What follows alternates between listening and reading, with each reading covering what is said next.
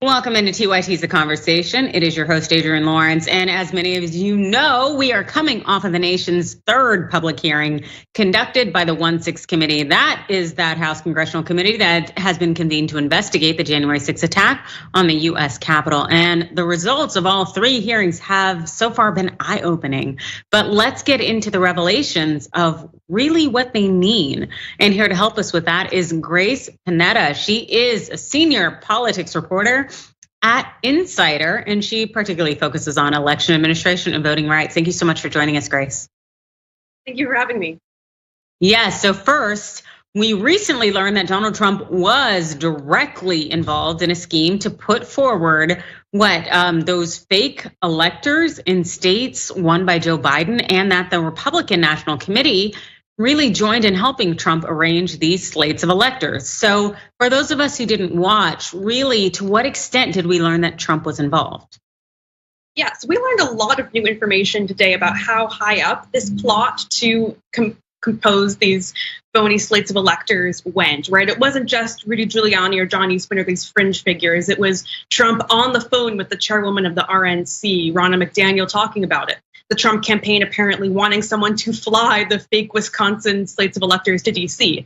An aide to a Wisconsin senator texting an aide to Mike Pence on January 6th, asking to transmit these fake electors that had no weight whatsoever in law. So we really did learn new information about how far up it went. Gosh, it does sound like this has been eye-opening for a number of Americans, but unfortunately, I don't necessarily know that it convinced a lot of them, but that's my own personal opinion. But I do know that we have learned a considerable amount of information in terms of who was in this conspiracy really to overthrow democracy. And one of the other things we learned is that the 1-6 committee, what they did is they revealed that the GOP Speaker of the House in Arizona testified that he did not want to be used as a pawn by President Trump. And as a result, he backed out, refusing at least 2 pleas that were presented by the president. The Arizona Speaker, Rusty Bowers is his name, well, he said that you are asking me to do something against my oath, and I will not break my oath. Do you think that this type of response from the state electors or the state individuals who were in charge and really charged with overseeing the process, that this was the anomaly, or do you think this was the majority? Well, I mean, it's a good question. And I think the important distinction, though, is who was sort of a crucial voice or a crucial force against this plot to subvert the election. I think it was, in terms of elected officials, it was the majority of elected officials in these states, but the minority was very, very vocal. What was important was the clarity with which Speaker Bowers spoke, saying, this is my oath to the Constitution, this is my duty. And then the Georgia officials talking about, here are the numbers, here are the facts. So I think that clarity from those people in those key positions is what matters at the end of the day. Absolutely. It seems to be something that maybe a number of people in those states, particularly, that they will find to be persuasive. But this is something that I think that a lot of people who did not trust Trump to begin with could easily see him have engaged in. And I think it was good to hear it from these leaders in the GOP, especially at the state level. And one of the third things we learned is that the committee really seemed to stress that Trump didn't have any evidence whatsoever when it came to the widespread election fraud allegation and claims that he and his cronies really pushed. And at least Rudy Giuliani himself admitted that very fact based on the testimony that we heard. How do you think that this information is really resonating when it comes to the American people who may have initially believed the big lie? Well, it's tough to say what effect the hearings are having so far, but I think, if nothing else, if this doesn't change people's minds, maybe nothing else will. I also think, people hear what they want to hear. Maybe not everyone whose mind could be changed is maybe watching the hearing. So it's hard to say what impact it's having, but the information is being laid out in a really clear and also a really compelling to watch manner by the committee. So if this more than anything could have the power to do that, but it's too early to say.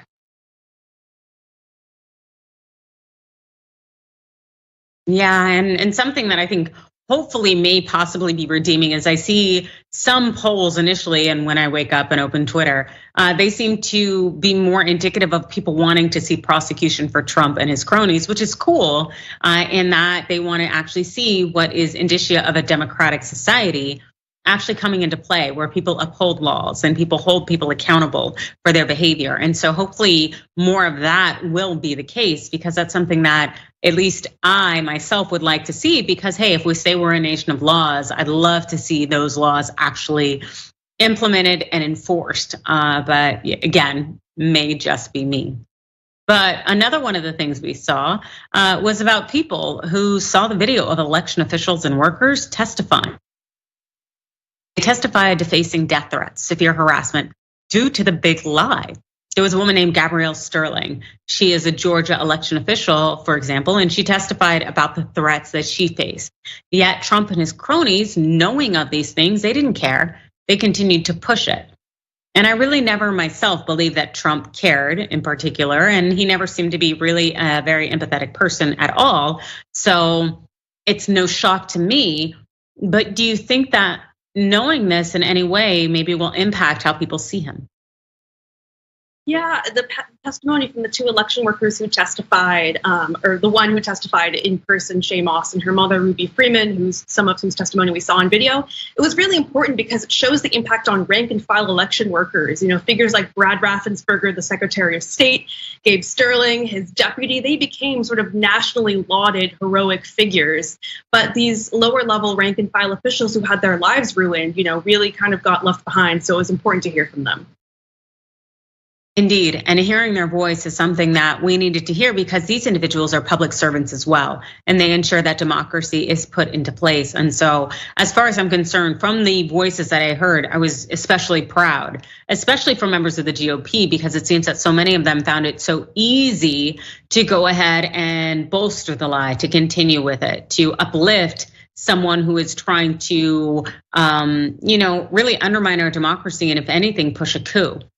But I will also note, and I think you noted Brad Raffensperger, Georgia Secretary of State, Board of Electors. Well, it really seemed that he and his family are also on the receiving end of a lot of threats and very crude, inappropriate forms of harassment. And that's very scary because what he is doing seems that he is standing up for democracy and doing what is right. And that should be the baseline level, but unfortunately it seems to be something that is quite heroic nowadays. And so knowing that his testimony is coming up or is something that we expect in time, what do you expect from that? Well, Raffensperger, when he testified before the committee today, he's an engineer by trade, so he's always very clear-eyed. He's, having specific numbers at the ready, specific facts at the ready to go. And, like you mentioned too, with the threats, he is a figure who was not very well known before 2020, but was thrust into the spotlight and could really speak to these things with a lot of power and clarity. And how do you think that his testimony resonated? I mean, I think to him and Gabe Sterling too, just laying out so clearly the facts, and they've had so much practice debunking all of these lies. I think it will resonate, and both with the clarity that he laid out about the threats he's faced too. I think that sends a powerful message. Absolutely. And do you think that there was anything particularly eye-opening about what he shared? Because as the committee had noted, there were a lot of people who were completely comfortable pushing the Fifth Amendment. They were completely comfortable saying they didn't know. And yet you would like to hope that an individual who came out in the initial stages without necessarily needing a subpoena to do so, that he would have been very forthcoming. So can you, I guess, give us a succinct version of what he said and what he shared? Yeah, he shared that the 2020 election in Georgia was not stolen. Rank and file election workers at the county level, like Shay Moss, like Ruby Freeman, they did their jobs, performed them well, and that Trump and his allies' lies were lies. And they were falsehoods and not based in anything accurate, and they had an immense amount of damage towards people. And they weren't successful in overturning the election, but they left a lot of damage in their wake, I think was the message. Yes, and that definitely seems to be something that can be quite insightful, especially at this time. And we know that the 1/6 committee will continue in what it's doing, but unfortunately, it's running into a number of hurdles. One noting, at least yesterday, that more than 30 witnesses really refused to cooperate with the investigation. And this really does seem to bring into a different perspective the DOJ's refusal to prosecute Mark Meadows and Steve Chavino for defying congressional subpoenas, which are simply a misdemeanor. Does it change your outlook at all to find out that 30 witnesses essentially wouldn't cooperate? I think, Liz Cheney was definitely making a powerful point in noting that two regular people, rank and file election workers, showed up to testify, but all of these extremely powerful people, former Trump officials, did not. And I think that raises the stakes too for Thursday's hearing, which is about Trump's efforts to manipulate the Department of Justice towards his end. And she sort of set it up a little bit by talking about former White House counsel Pat Cipollone and how she wants him to testify. So definitely setting that up. Yes, and that's something that we definitely need more of in terms of high-ranking people being willing to be exactly who they are behind the curtain as well as in front of it. Because we do understand that these individuals have risen in the rank, and thus they see that there is a lot to potentially lose on their behalf. But at the same time, a lot of us have democracy to lose. And we, a number of us weren't necessarily winning to begin with. And so it could become even worse. And knowing that Trump fully probably plans to rerun again in 2024 is very scary for a number of us. So actually having people who are in positions of power using their voice to speak truth can be game changing. And so I definitely hope that they change the game. But for those out there who want to follow more of what you do, where can they find you on social media? Yeah, I'm on Twitter at Grace_Panetta. That's PANETTA. And you can find my articles on businessinsider.com. Fantastic. That's Grace Panetta, senior politics reporter at Insider, with that particular focus on elections administration and voting rights. So thank you so much for joining us, Grace. Thank you for having me.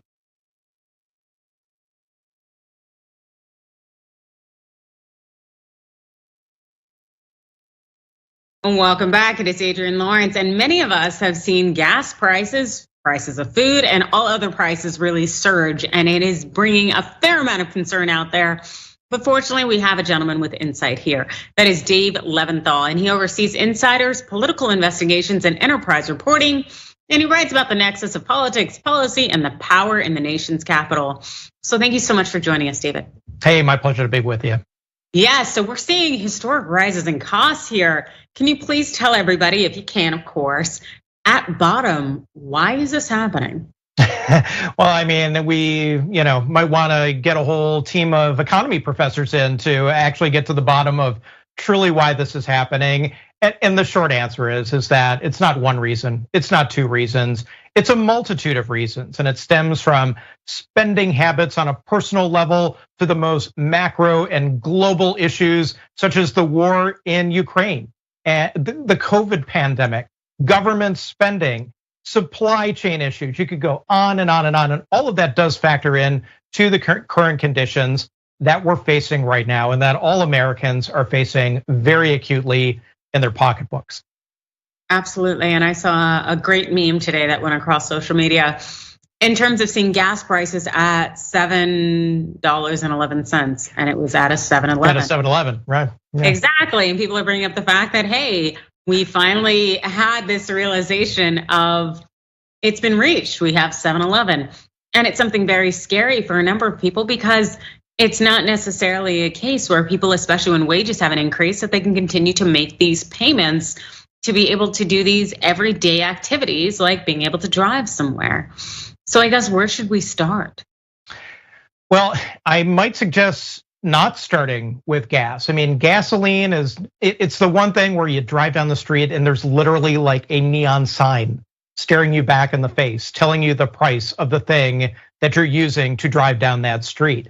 But when you think about childcare costs, healthcare costs, those are the ones that don't have flashing lights, but yet can, in a situation like this, economically speaking, be the ones that can be the most damaging. I mean, $1 today just simply doesn't buy as much as $1 a year ago or even a few months ago. And when you have a high inflationary type of situation as we're experiencing right now, that manifests itself in lots of toxic ways that go well beyond gas. That's not to underplay gas, especially if you run a small business or you're in a situation where you're going to be using $50, $100, $200 of gas per week or per month, or for that matter, if you own a big business and you rely on that to get your trucks back and forth or whatever the case may be. But it does go far, far beyond that. And for consumers, they have to be looking also too at lots of those kind of quiet, silent costs that you just don't see and hear as much of, but yet could really hurt you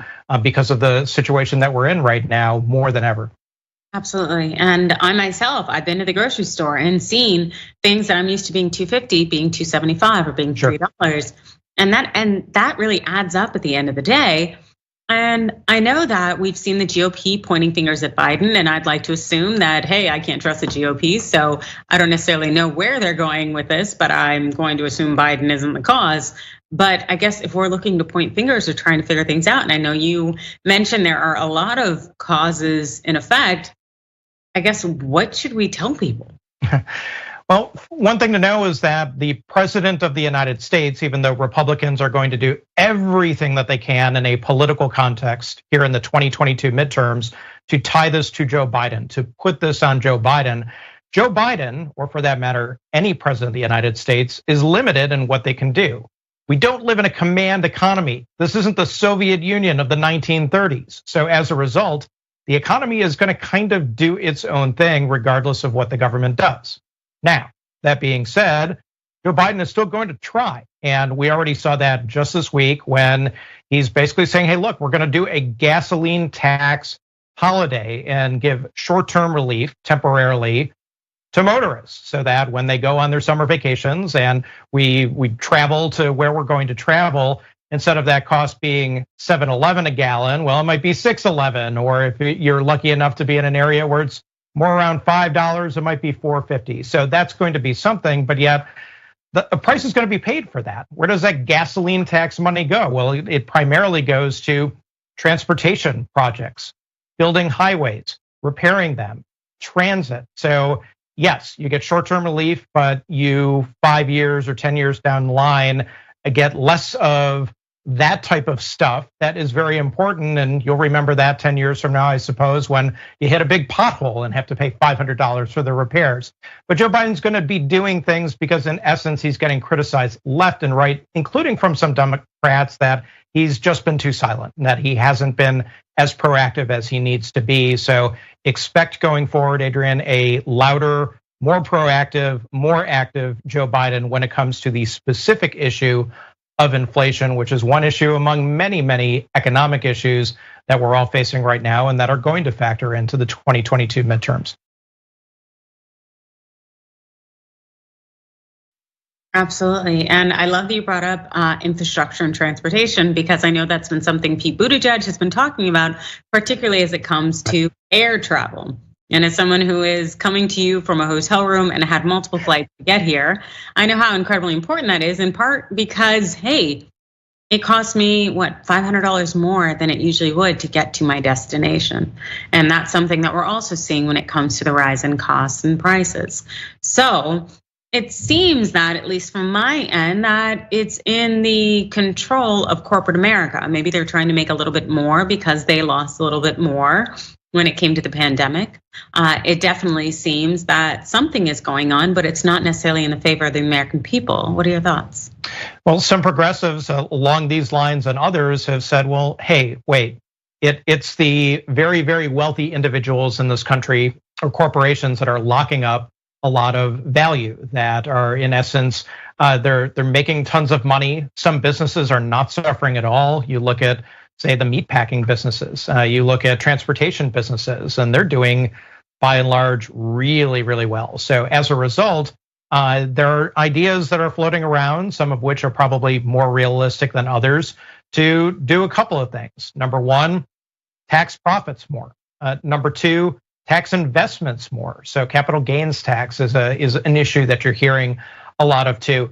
And then kind of on the other end of the spectrum, price controls. Now that's something we don't hear a whole lot of, but there is actually recent precedent in the sense that when we were right in the initial offing of the COVID-19 pandemic in early 2020, Donald Trump's administration put some price controls on products that were deemed to be essential and necessary to fighting the pandemic, like N95 masks and other types of medical supplies.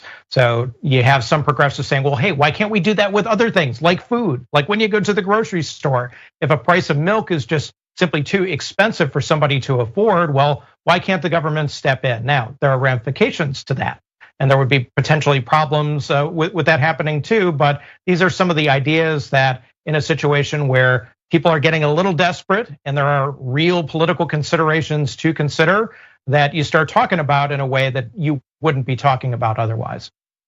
Absolutely, and it seems that a number of people are having this conversation, in part because, as we mentioned, it's hitting people's paychecks and people's abilities to feed their family, to pay rent, and we already knew that we were in a housing crisis to begin with, and it seems like there are a number of conversations that need to be had, and yet there's not a number of actions that are taken, unfortunately, especially when we have this elected leadership that is supposed to be looking out for the people, that's not necessarily doing that. And so when it comes to political investigations, which I know is something you specialize in, and really looking at who is looking out for the people, what are you finding?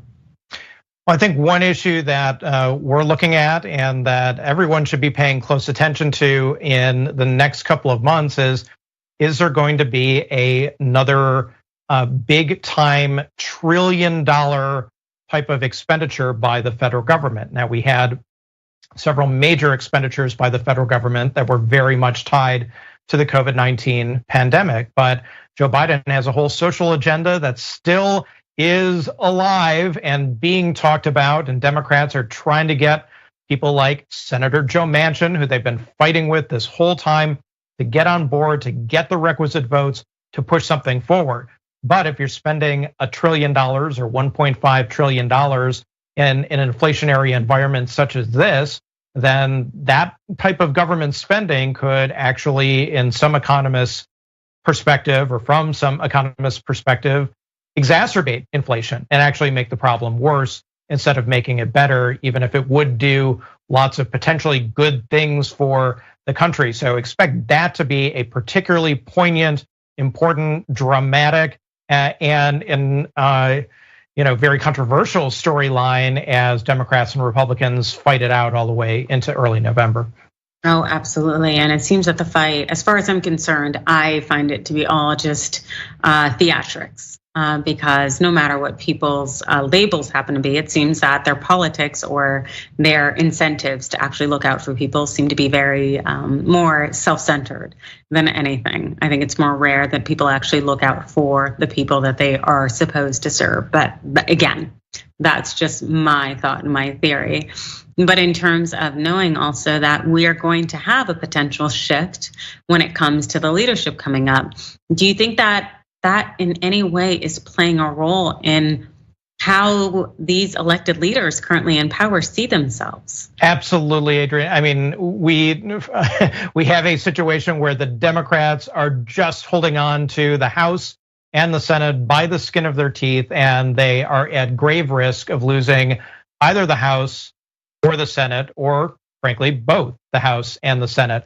The Democrats know that. There's no getting around it. So yeah, they're gonna be scrambling in a major way to try to appeal to people's pocketbooks and sense of economics in a way that is going to get them, number one, to the polls if they are Democrats, and potentially tamp down Republican excitement to go out and elect Republicans. It's a very tenuous time for Democrats, and you got to run on something. If the economy is bad and everything's going in the wrong direction, then that is fuel for Republicans to just beat the heck out of you and say, hey, Democrats had their chance, they blew it, and the Republicans are coming in, we will do better. And that's really what this is going to come down to in a major way over the next several months. Yes, and that definitely seems to be something that a number of people need to bear in mind, especially when it comes time to vote. And I want to thank you so much for joining us, Dave Leventhal. He oversees Insiders, Political Investigations, and Enterprise Reporting. Thanks so much for joining us, Dave. Hey, thanks, Adrian.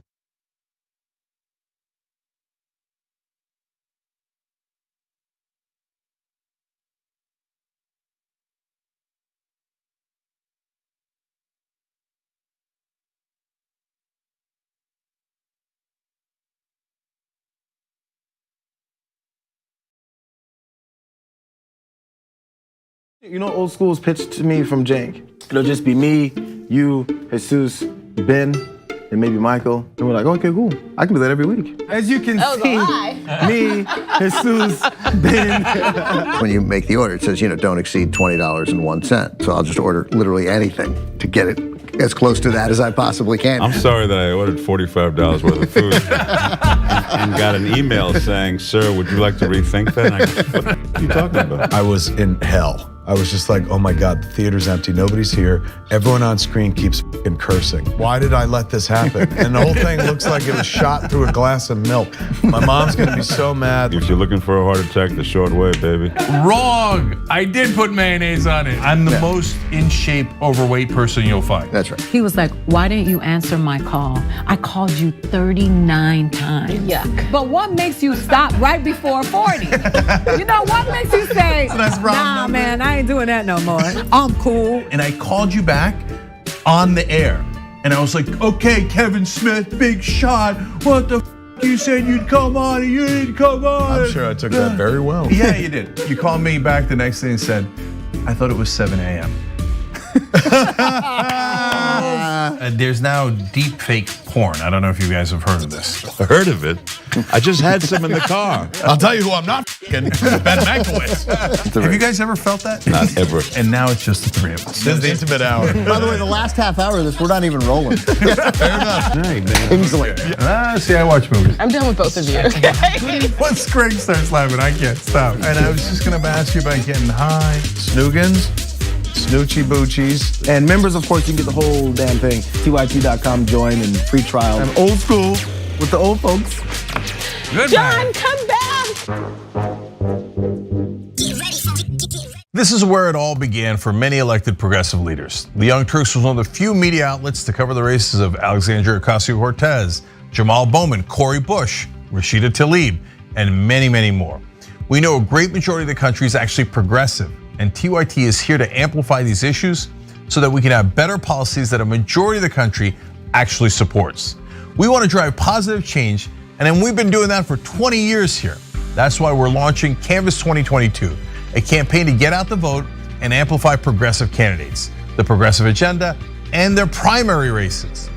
The midterm elections are fast approaching, and we know mainstream media won't cover progressive voices, but because the TYT audience is too strong, we can make a difference in the midterm elections to help progressives get elected and make sure our priorities are heard. Support our mission to drive positive change. Visit tyt.com/canvas2022.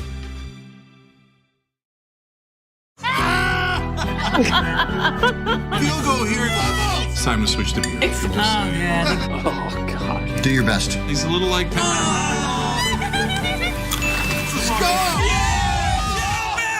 Oh. No one's happy now. Give him another try. Oh. Wow. This is the weirdest game.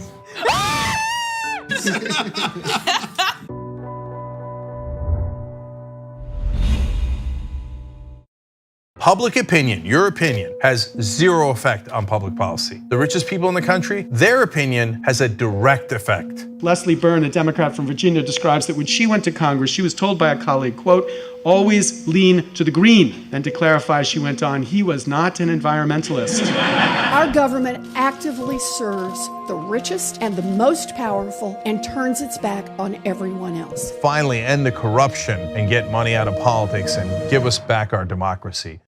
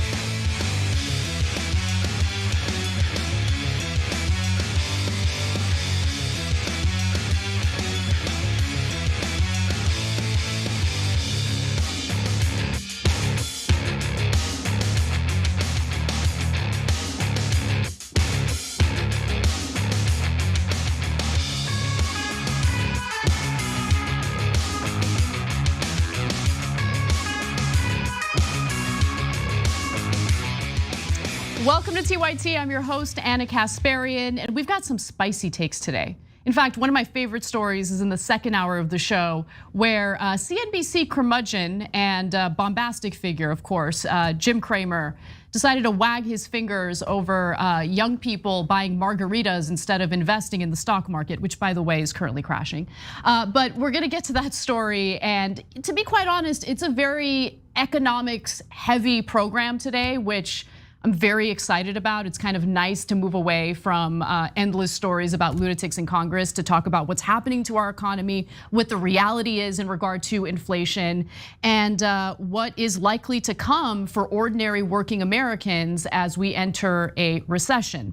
Now, before we get to any of that, I do want to encourage you to like and share the stream if you're watching us on YouTube, or you can become a member by clicking on that join button. You can also go to tyt.com/join to become a member. You'll have access to our archives, meaning if you don't catch the show live, you can watch it whenever you want. You also get exclusive content, including our daily bonus episode, which I'm looking forward to today with John Idarola. And you also get to help support TYT and keep us sustainable and free from any corporate influence, which is my favorite way to be. So thank you so much for those who've already supported us. I'm looking forward to hearing from you guys in our member chat and our super chats.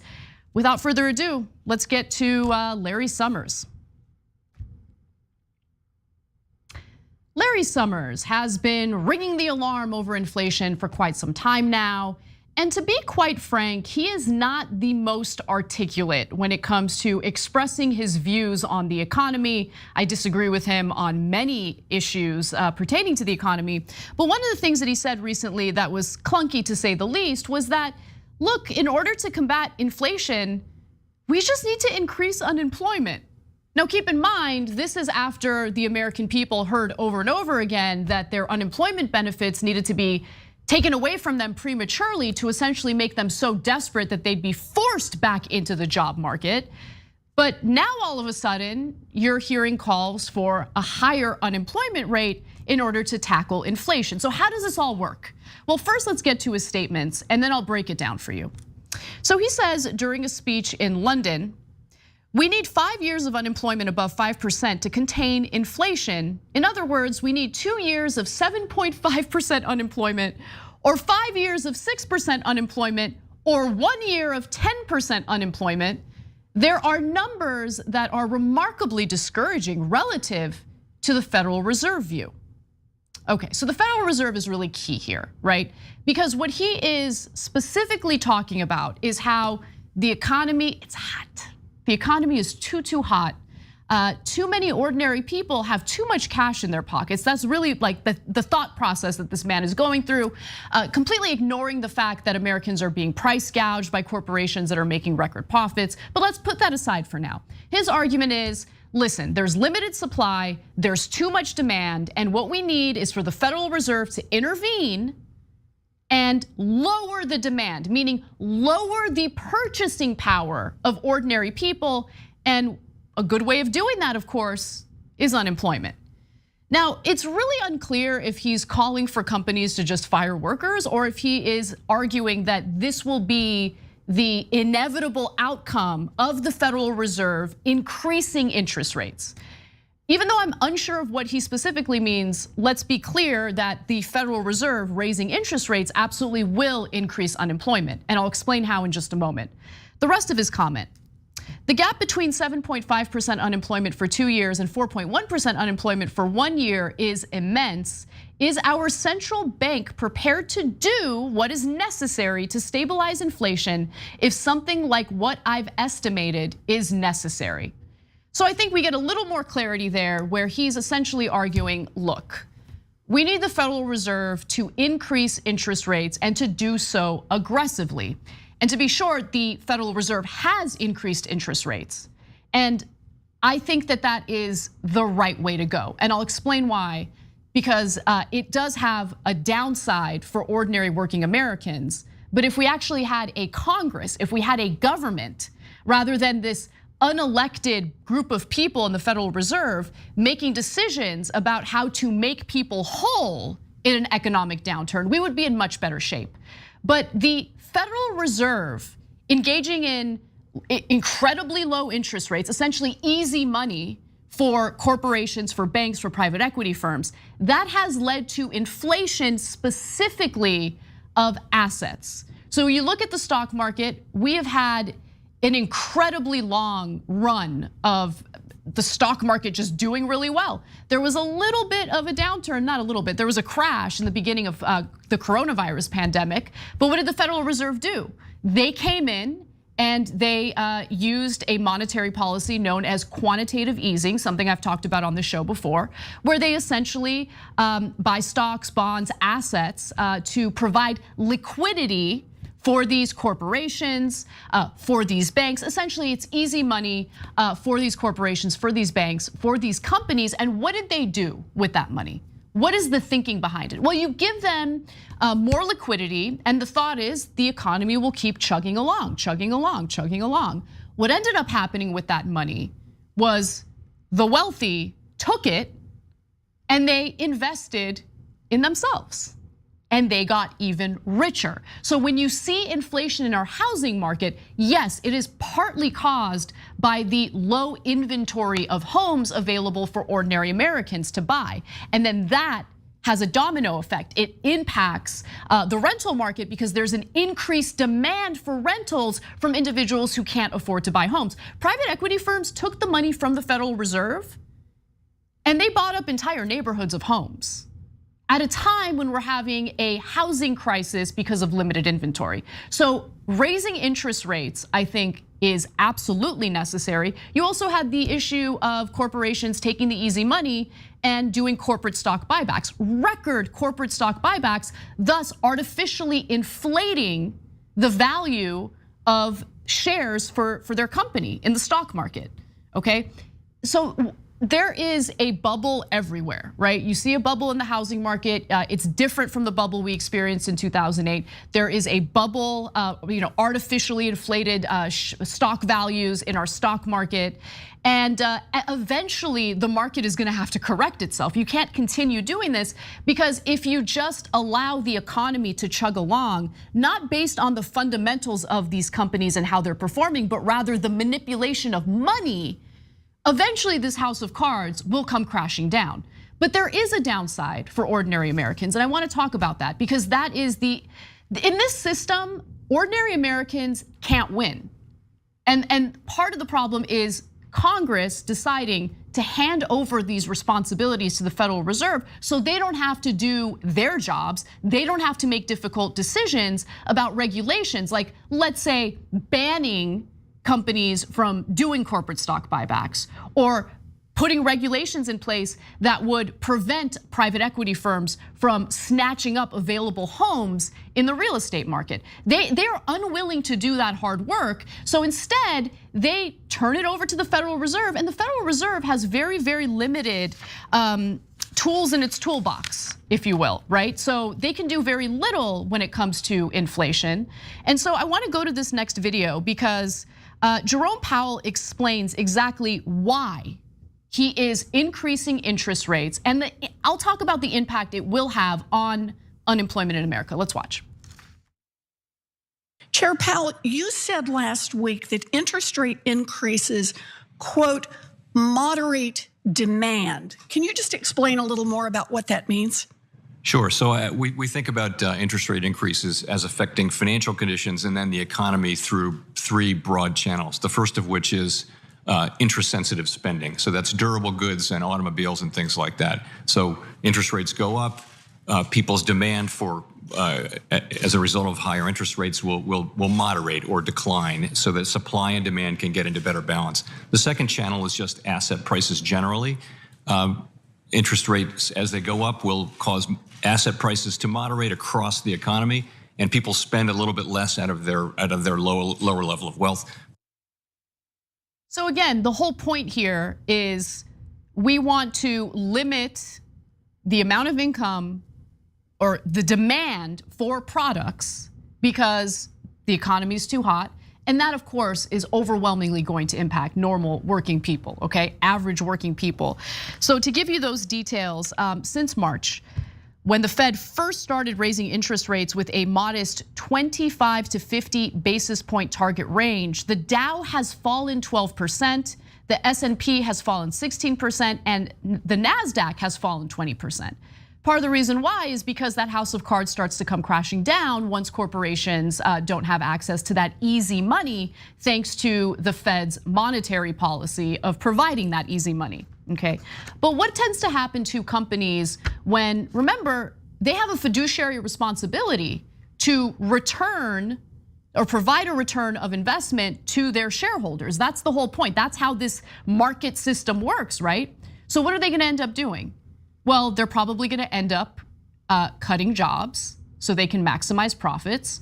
Or if you have less ordinary people being able to buy things within the economy, there's gonna be less demand, and some companies might even go under, and there might be unemployment as a result of that. So at this point, there seems to be a consensus that we are entering a recession, okay? So the question is, if you do have the Federal Reserve raising interest rates, and it will have a negative impact on ordinary workers, what would the solution be? A solution that would adjust the artificial, values that we see in the stock market, that would help with the housing crisis that we have now without hurting ordinary Americans.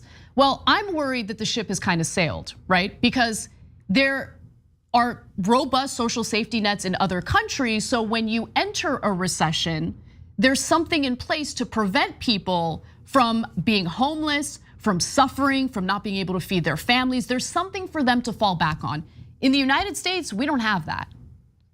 And that is a huge problem. We should have had a system in place that, in the very least, regulated the housing market to make sure that these goons weren't buying up the limited inventory of homes to then become, to be monopolized slumlords in this country. Ship has sailed on that, okay? The Fed's monetary policy was disastrous. So Larry Summers is right about that, as much as I hate to admit it. I disagree with him on a lot of things. Easy money is not good for the economy because it overwhelmingly benefits the rich and it increases the gap in wealth between the rich and the poor, okay? And you can see how that exploded after the 2008 economic collapse when the Federal Reserve really engaged in quantitative easing. But Summers repeated his prior calls that the Fed's task of tempering price gains is similar in scale to that of former chair Paul Volcker, who had to engineer a deep recession and double-digit unemployment 40 years ago to get inflation under control. When the Fed pushed interest rates to double-digit levels in the early 1980s in an effort to bring down rapid inflation, it set off brutal back-to-back recessions that pushed the unemployment rate to nearly 11%. Look, we're talking about tens of millions of Americans who will lose their livelihoods as a result of this. And we have no social safety net in place. And I mean, it's hard to point to the specific issue here because it's just the failure of our feckless elected lawmakers who refuse to pursue the right regulations in the very least, but also decided to withdraw from their own duties and have unelected people make decisions about interest rates as if that is the only thing that would help keep the economy healthy. The Fed has done the exact opposite of that.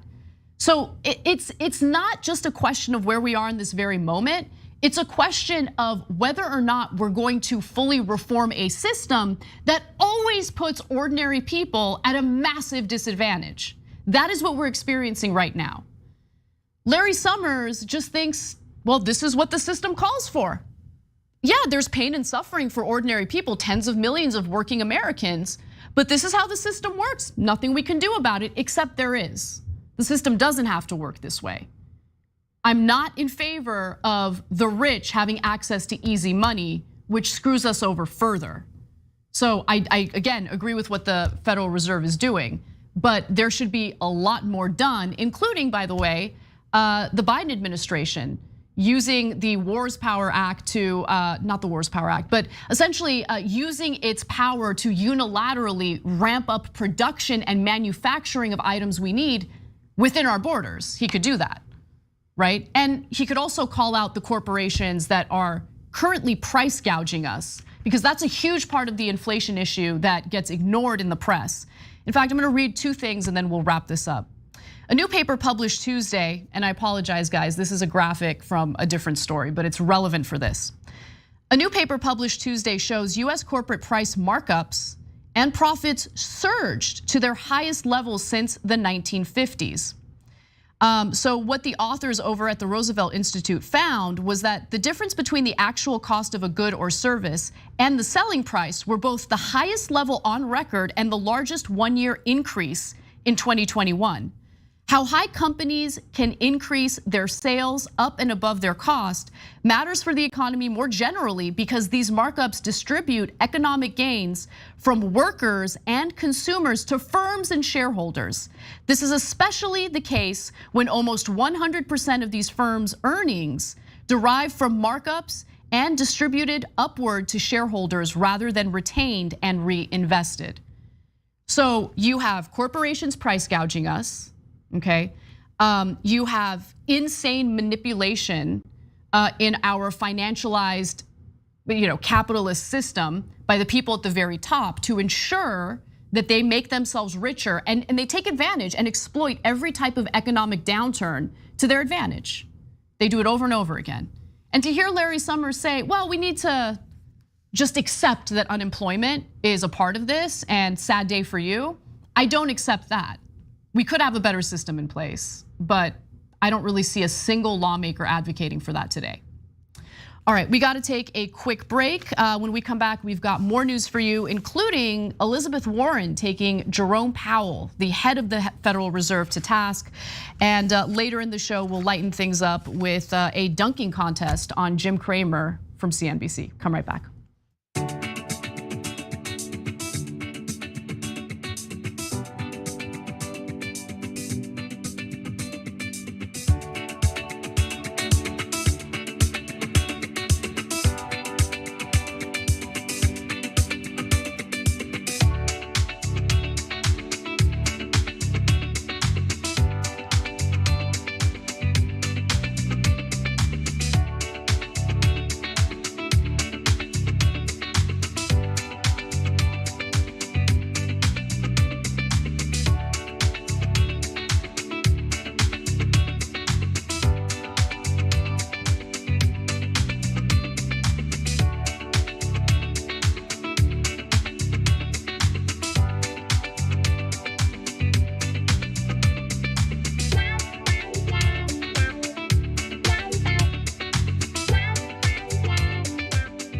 What's up, everyone? Welcome to our first social break of the show.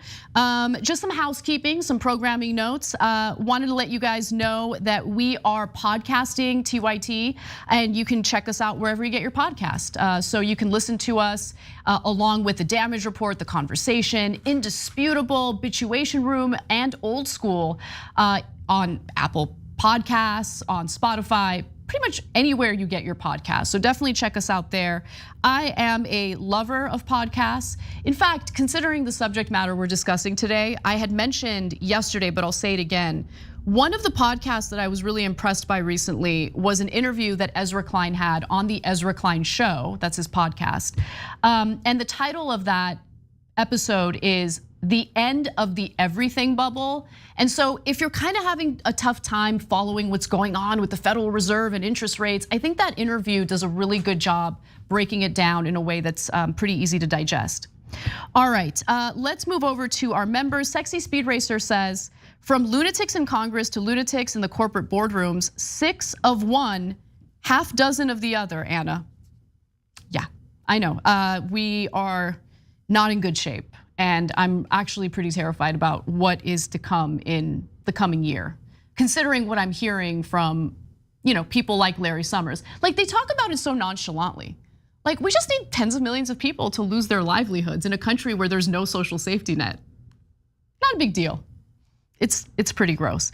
Don't shoot, I'm the goalkeeper says, okay, Larry, let's start with firing you. I agree with that. Make you part of that percentage of unemployed people.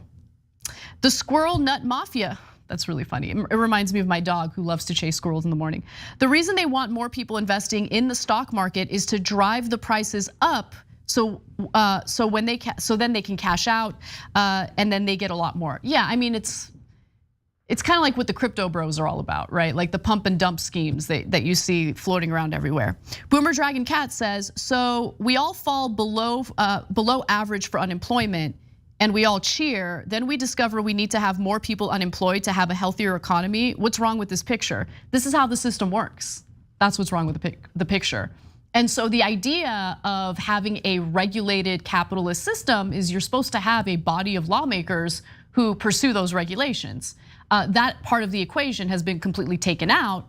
And an argument that Richard Wolff, an economist, makes all the time, it's a good argument, is that when you commodify sectors of the economy, those who are seeking to make a profit will find any and all ways to chip away at the regulations. And the way that they've done it effectively is through legalized bribes. All right, well, we've got 9 seconds. So why don't we get back to the show? There's a lot more news to get to. See you there.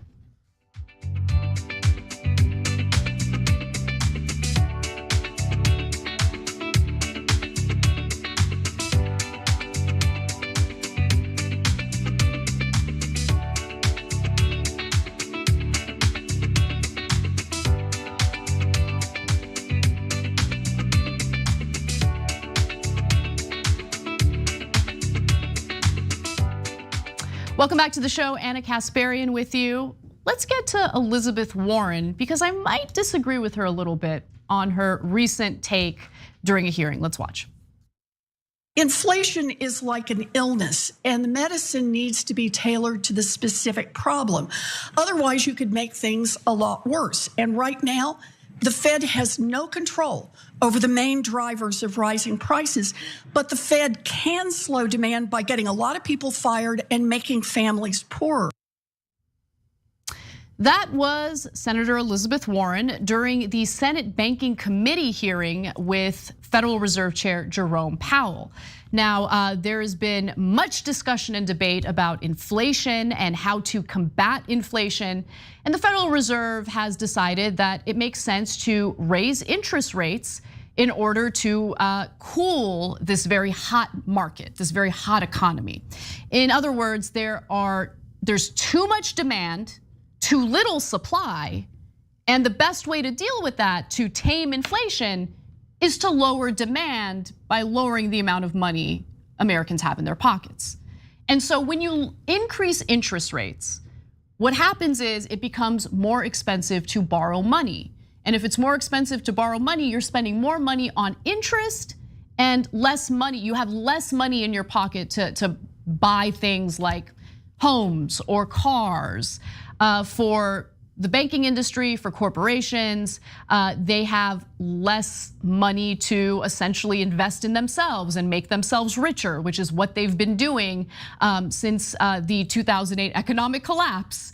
So there are both good parts of raising the interest rate, particularly putting a stop to the very rich becoming even richer. But there are downsides as well. And so this is an interesting discussion because Elizabeth Warren's take here has some components I disagree with, but I do think that she makes a lot of great points as well. So without further ado, why don't we get to Elizabeth Warren pointing out exactly how disastrous raising interest rates could be for ordinary Americans. But before we do that, I do want to go to the next video where she really tries to question whether the Federal Reserve even has the power to deal with where the key inflationary issues lie. Let's watch. Let's start with gas prices. The price of gas is up 40% since Russia invaded Ukraine in February. Chair Powell, will gas prices go down as a result of your interest rate increase? I would not think so, no. Okay. That matters because gas prices are one of the single biggest drivers of inflation. Energy prices overall drove a third of the inflation last month, but the Fed's tools, as you say, have no impact here. So let's look at another necessity, food. Price of groceries is up nearly 12% this year. Americans feel the pinch. No matter how much groceries cost, people still gotta eat. Chair Powell, will the Fed's interest rate increases bring food prices down for families? No, I wouldn't say so, no. Okay. So what Warren is trying to do with that line of questioning is important because there are misunderstandings and also intentional misinformation in regard to what is causing inflation.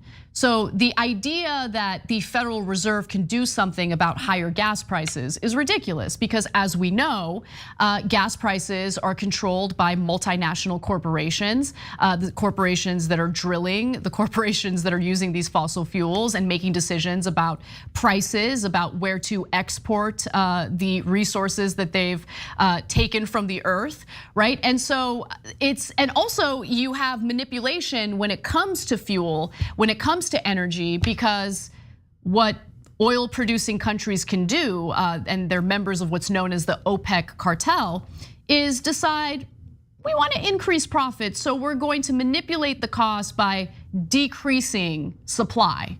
We're not going to produce as much, and if there's less supply, more demand, well then we can charge a lot more for gas at the pump, and that's a big part of what's happening. Federal Reserve can't do a damn thing about that, nothing, okay?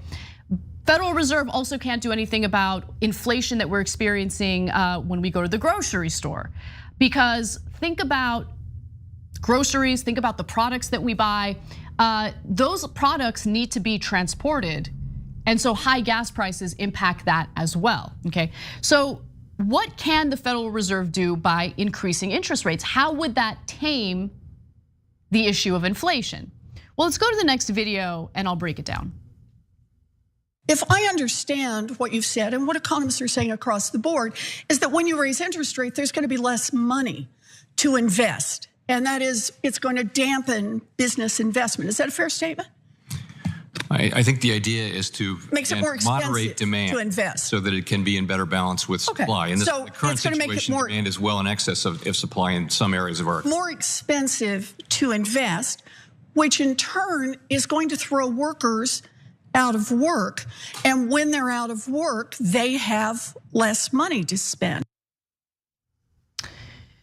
So Warren is not a proponent of increasing the interest rates, right? Because as she mentions there, it increases the cost of borrowing money.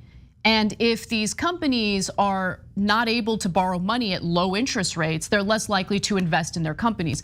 I think the issue I have with Warren, where there's a disagreement, is that she seems to make this assumption that these companies and these corporations have been taking easy money that's been provided by the Federal Reserve's monetary policy, and then they've turned around and invested it in their company, not in the form of corporate stock buybacks, but invested it in their company to expand their company.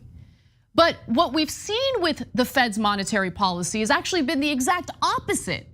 Low interest rates has translated into these corporations essentially investing in themselves, buying shares of their own stocks. We've seen private equity firms buy up entire neighborhoods of single family homes that typically would go to ordinary working Americans. So the low interest rates have had a pretty disastrous impact on inequality in America. It has actually made inequality explode in the country. Where I do agree with Elizabeth Warren is that raising the interest rates very likely will lead to an increase in unemployment. It will lead to some pain and suffering for ordinary Americans, especially in a country that lacks a social safety net to catch them when they fall. She is right about that. But the problem is that we've relied really at this point solely on the Federal Reserve to make decisions about the health of our economy. And these are typically well-connected Wall Street folks who do have limited tools in their toolbox, as Warren pointed out earlier in the segment, but also tend to engage in policies that favor those at the very top. And we've seen that play out certainly since 2008. Now, I want to get to this piece from the New York Times because it's definitely enlightening. And they argue that higher interest rates increase the cost of mortgages. So this will have an impact on ordinary Americans who might want to take out a loan to buy a home. And company borrowing, which slows business growth and translates into less hiring. As the job market weakens, paycheck growth slows, which further tamps down buying. Less shopping gives supply a chance to catch up. So that's the idea. Lower demand, increased supply, and we can combat inflation. But what would need to happen for people to have even less money than they have now? I'm talking about ordinary people. well, they'd need to lose their jobs, or they would, if they're jobless now, they're probably gonna be offered less money if they're looking for a new job. The challenge for many working families is that their wages might slow down before price increases do. Fed officials predicted last week that unemployment would begin creeping up by the end of the year, but that inflation would remain elevated at 5.2%. Rising rates have unsettled markets and prompted stock prices to plummet, chipping away at many household nest eggs. Higher mortgage costs are slowing the housing market and could lower home values, further cutting into wealth, because for many families, real estate makes up a big chunk of net worth. So it's really easy to get caught up in what's happening in the economy at this moment, especially if you're unwilling to question how this system works, right? If you're unwilling to consider reforming how the system works. So number one, I think it's a problem that houses are considered really the only way for middle class, working class Americans to build wealth in this country. When housing is seen as a commodity, those who already own homes don't want to build more homes because building more homes or increasing supply would mean the value of their home goes down. I think that's a problem. We need to reconsider whether it makes sense to see housing as an asset rather than something that people need to live and survive. The other issue is just, it is a problem that this is impacting the stock market, and honestly, the stock market is overwhelmingly, invested in by people who are very rich. So the top 10%, I think, make up 85% of those invested in the stock market. But there are ordinary working people who have their retirement accounts, their 401ks, their IRAs, whatever it is, invested in the stock market. So during a downturn, they really suffer, which is why I think it makes a lot more sense to bolster our Social Security system, which is not tied to risk and is a safety net that people can rely on when they retire. Again, rethinking how this system works, because there are no easy answers for ordinary working Americans. You keep interest rates artificially low, that gap between the rich and the poor continues to increase. You address it and increase the interest rates, well, then you're gonna have an increase in unemployment, again, in a country that has no social safety net in place to catch them when they fall. It is a broken system from top to bottom. And I don't see anyone really calling that out. I see all this debate about like, ooh, do we raise interest rates? Do we not raise interest rates? That is a limited thing that's part of our system that's actually caused a lot more harm than good. So that's where I really disagree with Warren. I'm curious to know what you guys think. So write in, send us your super chats, send us your member comments, and I'm curious to hear from you.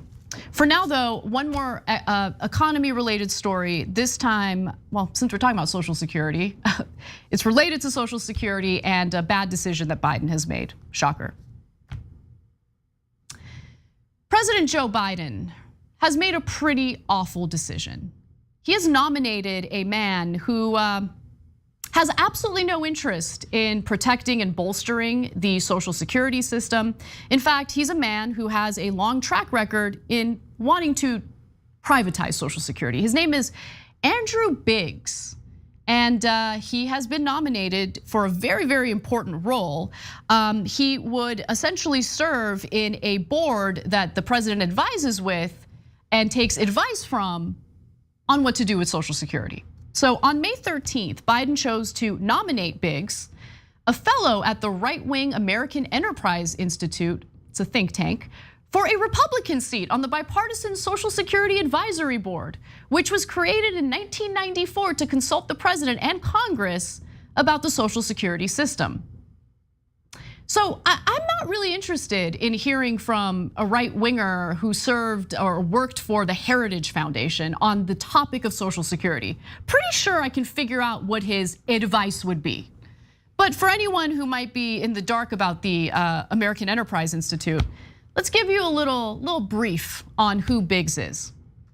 So the Lever reports that in 2001, Biggs was a staff analyst on George W. Bush's Commission on Social Security that advocated privatizing the government program by shifting the program's trust fund investments from US Treasury bills to high fee, high risk personal accounts that seniors could use to invest Social Security assets in the stock and bond markets, like employees do with their 401ks. I don't know about you guys, but 401ks relative to what pensions were like suck. There's a lot more risk involved. There's a lot more onus on the worker. The employer, gets a massive break from not having to pay into a pension. It has not ended up well for retirees, and we do have a retirement crisis. Baby boomers, even though they enjoyed economic prosperity and kind of screwed over our generation, a lot of them don't have enough money to retire on. That is an issue. And this guy's solution was, let's introduce more risk, let's privatize it. And Biden looked at that guy and thought, nailed it, I'm gonna put you on my advisory board. What are you doing, Biden? In 2013, Biggs justified the idea of raising the retirement age for Social Security benefits by saying that Americans' biggest on-the-job risk, carpal tunnel syndrome from your mouse or something like that. I'm pretty sure there are a lot of Americans that are suffering from other ailments related to the work that they do.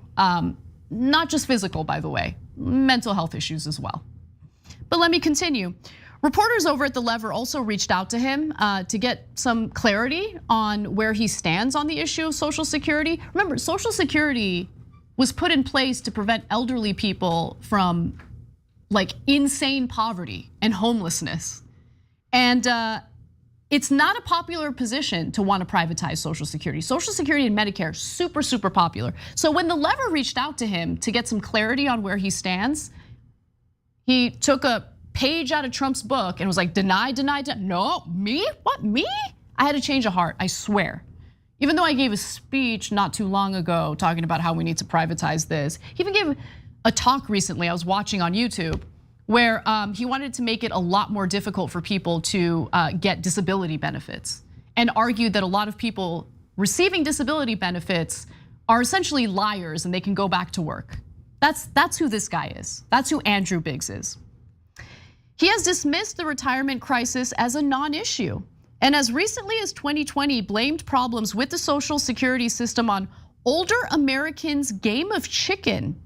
And 2 decades ago, Biggs worked on a Bush administration commission that pushed to privatize Social Security. And when the reporters over at The Lever reached out to him, he denied it. Instead, he said he now believes that the nation's Social Security-like programs should be more focused on guaranteeing against poverty in old age, while middle and high-income individuals take on greater responsibility for. Let's just stop. When he says middle and high-income earners, he's talking about working Americans. Okay, he's being very careful with his wording here, but anyone who has to work for their living. People who aren't just investors who get to sit around and collect money, either from their investment or from being a landlord. That's not who he's talking about here. He's specifically talking about working people, okay? Many of whom do not have anything near what's necessary to be able to retire. They are not on track to retire comfortably. But let me continue. Take on greater responsibility for saving for retirement on their own, such as by the government establishing universal retirement savings accounts for every worker. Yeah, the Social Security model has worked out pretty well. And if anyone's concerned about whether or not we have enough resources to keep it going, you could just lift the Social Security tax cap, which this year is about $137,000. So people earning over $137,000, they no longer get taxed for Social Security for income above that. Just lift it, just lift it. It's super regressive to have a cap that only benefits high earners in the country. But of course, he's not advocating for that. The guy's from the American Enterprise Institute. Finally,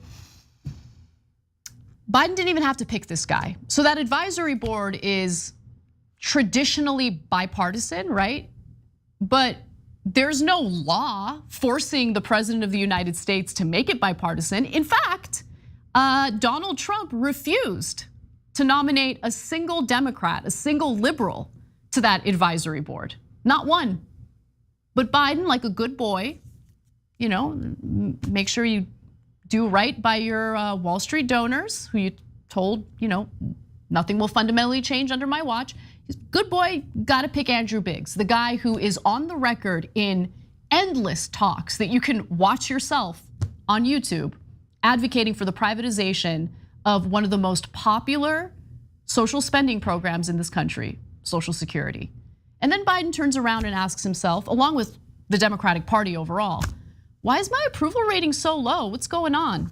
I don't get it.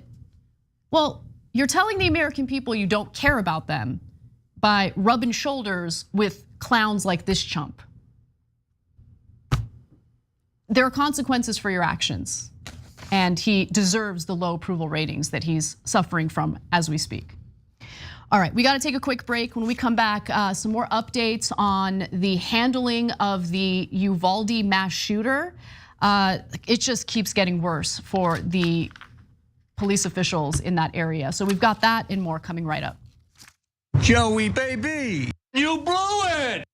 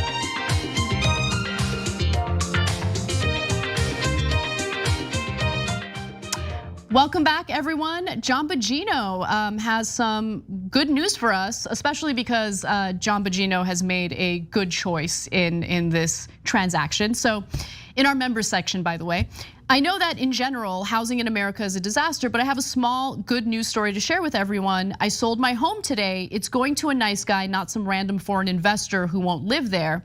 It's also got a big yard with lots of flowers, which is perfect for his dog.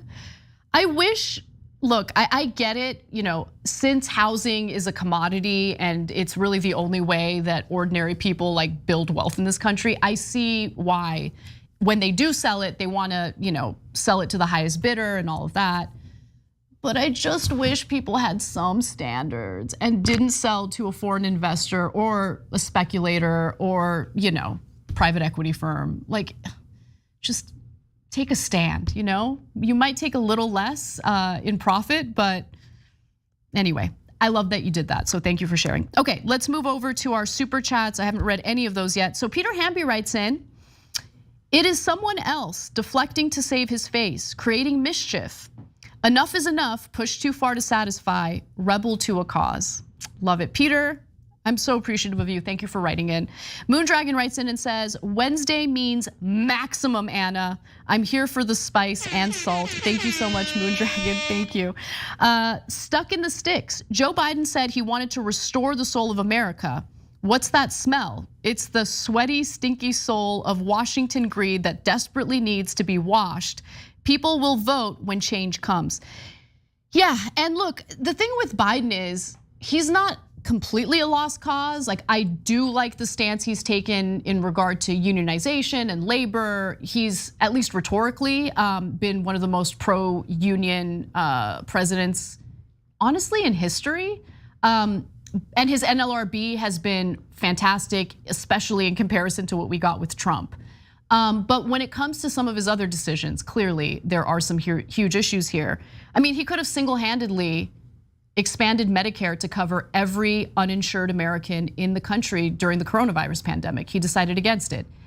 And he could single-handedly cancel federal student loan debts. He decides against it. I mean, there are things he can do to help ordinary people out, and he hasn't done it. Jason Ray says, so unless it benefits the wealthy, we can't do it. Lady Shub says there would be so much less corruption if politicians couldn't participate in the stock market. Agree with you on that. We would only be left with people that want to help instead of people just trying to make money. Hi, Anna. Thank you, Lady Shub, for that comment, and I agree with you 100%. Let's get back to the show.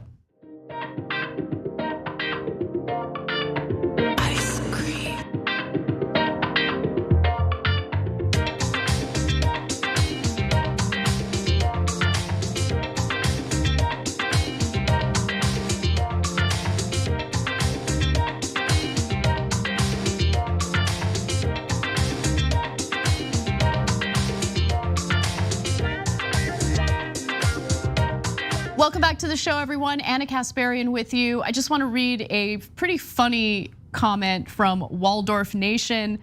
Does Biggs own a cat food company? Because that's what old people will be forced to eat without Social Security.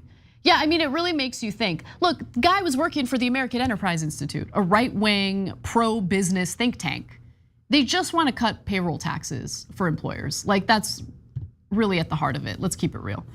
And I did want to also read, because I think it's an important perspective, and I think you're right, Trista. So Trista in our members section says, Anna, Senator Warren is saying that the interest rate rises should not be so aggressive that it would enter us into a global recession. This is not against any interest rate hikes, but not as aggressively as many hawks are calling for. Okay, that's fair. But to be quite honest with you, I don't know if there's a way to increase interest rates gradually enough to prevent pain that people are gonna feel. Like, just the very mention of increasing the interest rates, that's what he did, I believe it was last year. He hadn't done it yet, he was just warning like, hey, in coming months, we're probably gonna increase interest rates. The market like tanked just from that announcement. So I don't know how that would play out, but I hear you on that, and thank you for sharing your perspective. All right, well, let's move on to something completely different. I want to stay on this Uvalde story because we're getting more and more information from the state hearings on how the police responded to it, and it just keeps getting worse. So here's the latest. Ruben Ruiz, the husband of Eva Morales, who was one of the slain teachers at Robb Elementary School, apparently tried to rush in and save her. But unfortunately, he was stopped from doing so. Now, I should note that he himself is a police officer. He was not in the jurisdiction to respond to this particular school shooting, but nonetheless, he showed up armed, and he wanted to save his wife. And he was stopped from doing so. Now, how do we know about this? Well, there is a hearing that's been taking place for several days now, and the head of the Texas Department of Public Safety explained what happened with Ruiz, and more importantly, the lie he was told to kind of get him to move away from the scene. Let's watch. We need to talk about Officer Ruiz. He knows that she's been shot. He's talking about his wife. He got a call from his wife. His wife was in room 112 and later died. Unknown officer says they need to get out of the hallway, to which an officer responds, Chief is in there. Chief is in charge right now. Hold on. So Ruiz was told, Chief is in there. Don't worry, there's someone responding to this. They're gonna help your wife and the children. Except that is not what happened. He was lied to.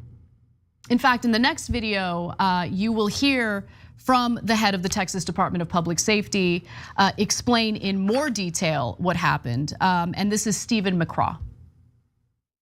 We got an officer, Officer Ruiz, whose wife called him and said she was been shot and she's dying.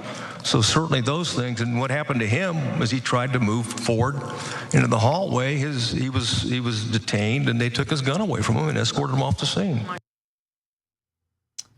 So they took the gun away from him, escorted him off the scene. They were more interested in crowd control because there were parents who were obviously terrified and worried about their kids. They were more concerned about controlling those people than doing something about a lone gunman in a 4th grade classroom who was shooting and killing little kids and 2 teachers.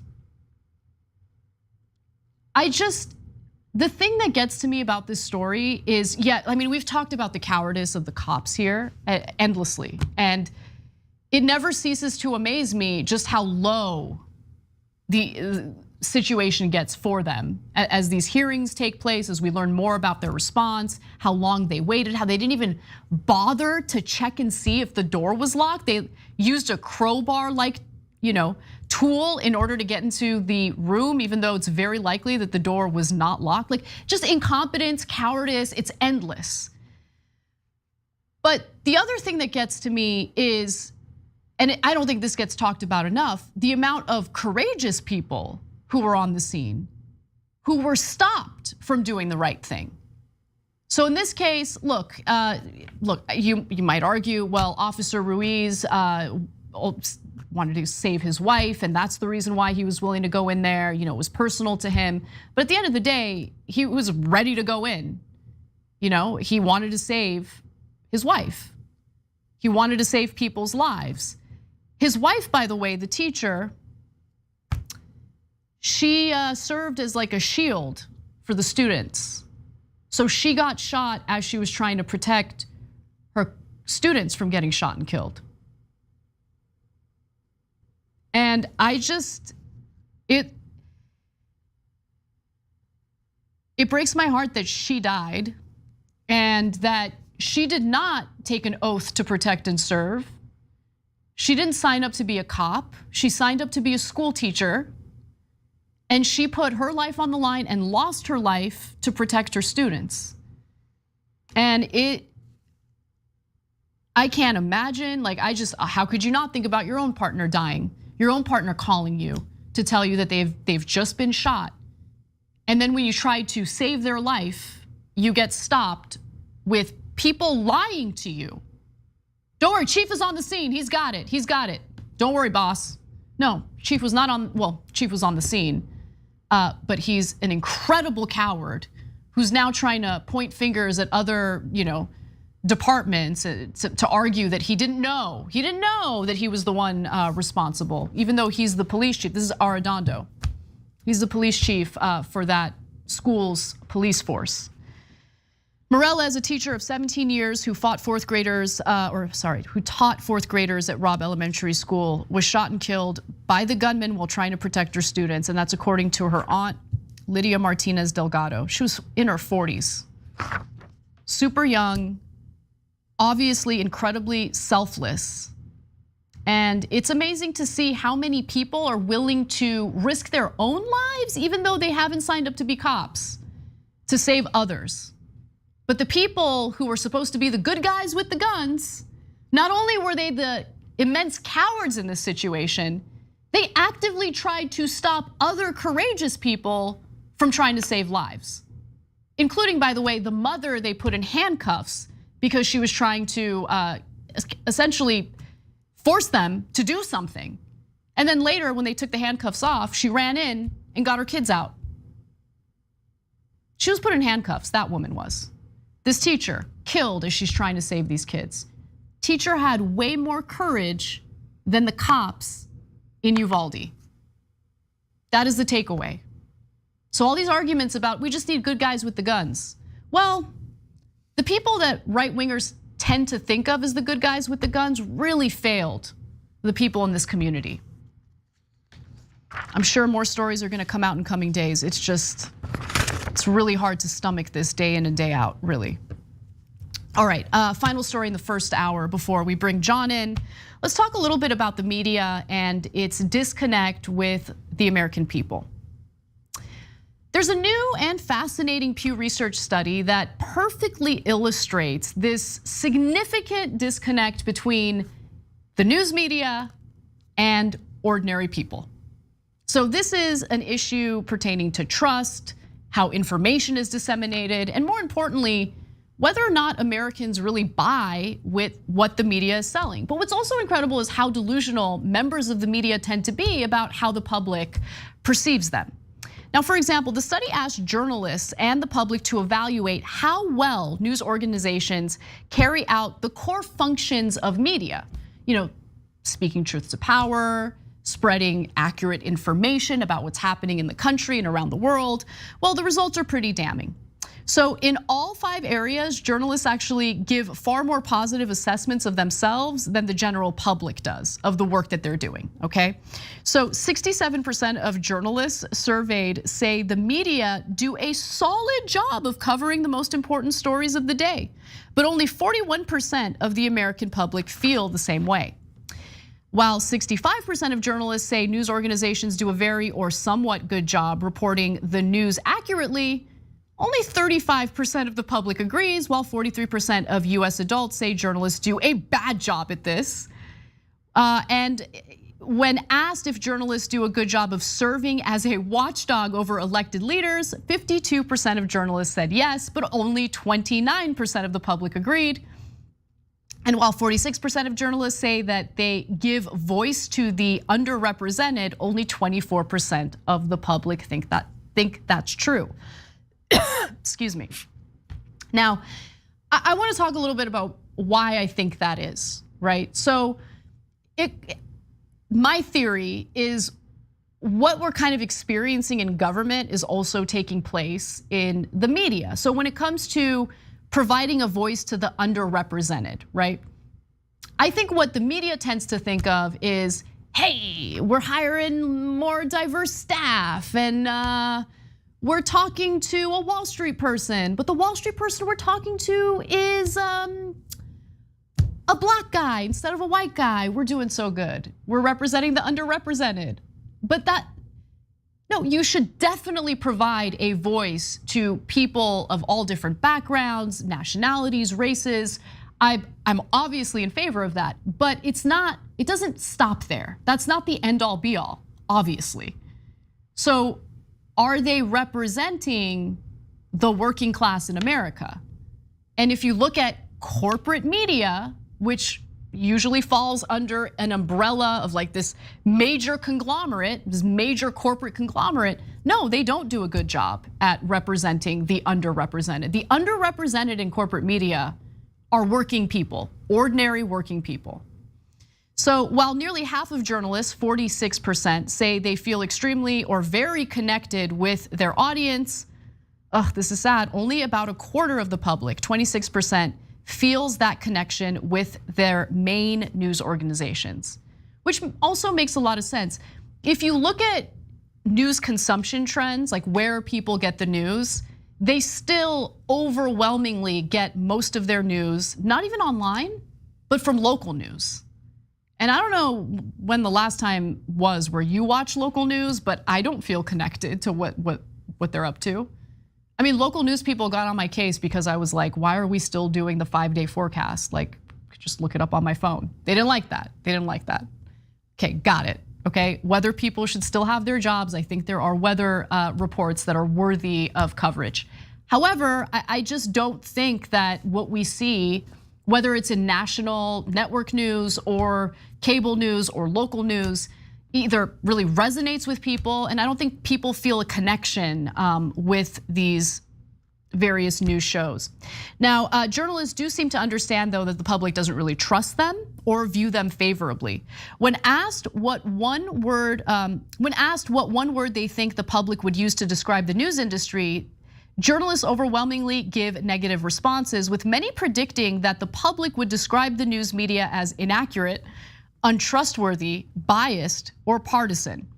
Just 14%, a measly 14% of journalists surveyed, say they think the US public has a great deal or fair amount of trust in the information it gets from news organizations these days. Most believe that Americans as a whole have some trust, 44%, or little to no trust, 42%. And look, they're pretty spot on. I mean, we see this play out in the way ordinary people talk about the news, critique the news. When a similar question was posed to the general public, if you look at this graph, only 29% of US adults say that they have at least a fair amount of trust in news outlets, while 27% say they have some trust, and a whopping 44% say little to none. So this is, I think, important for news organizations to take in and really reconsider, especially when it comes to their misconceptions about how people perceive the way they're doing their jobs, but also question, why don't they trust us? And if they don't trust us, is it because we're not representing the underrepresented? Just something to think about. Anyway, we're gonna take a brief break. When we come back, John Iadarola is gonna join us. Johnny Pie, Dragon Daddy, the man with many, many nicknames, many, many thoughts, someone I adore, and he will be here in just a few minutes. We'll be right back.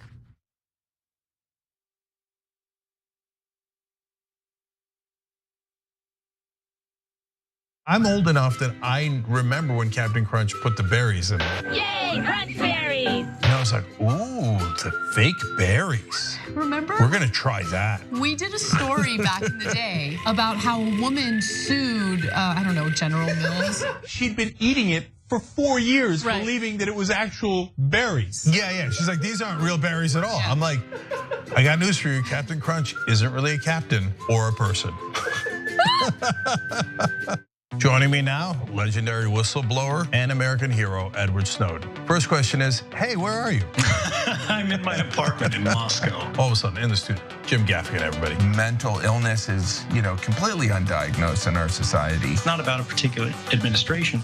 It's about a broken system of power, and through that, really, the instrumentalization of a system of not justice, but injustice. People understand whether they claim to deny climate change or not. Our collective house is in crisis. We're also dealing with the legacy of 40 years of economic policies that have made people's lives more precarious. Sometimes you gotta force people into their humanity. Sometimes you have to shake people into empathy. Senator Elizabeth Warren joins us in the studio. Healthcare is a basic human right, and we are fighting for basic human rights. In order to actually achieve that vision of everyone having access to the same resources and getting to determine the outcome of their life, we have a lot of work to do, and it needs to start right now. Here's something you may not know. When you deposit your money in a big bank, it doesn't just sit, safe and secure, in a vault. Instead, your money could end up building oil pipelines, mining for coal, or drilling in the Arctic. So if you're concerned about the planet, give your money something good to do. Make the move to green with Aspiration's fossil fuel-free account and join the thousands each week who are switching to save their dollars and save the planet at the same time. Welcome to the Damage Report. I'm John Iadarola. This is gonna be a big one. What Donald Trump has done as president has cut taxes for the wealthy and made life better for rich people. But he's made life worse for poor people. We're making America great again by throwing more money at the military to destroy other countries because that makes us great instead of investing it in ourselves. That it's Donald Trump and it's Stephen Miller. The choosing is based on wanting to create cruel and inhumane conditions to scare other people away from ever coming to the United States. The opportunity to make money off of tragedy is the American way. There's only one place to put garbage people: in the trash. We've never had so much access to so much information with so little idea of what the hell is going on. What does enforcing our borders have to do with traumatizing children? Absolutely nothing. I think a sane person could say the current situation we have right now is radical. But what we're doing is literally making the world more like hell. That's a warning sign.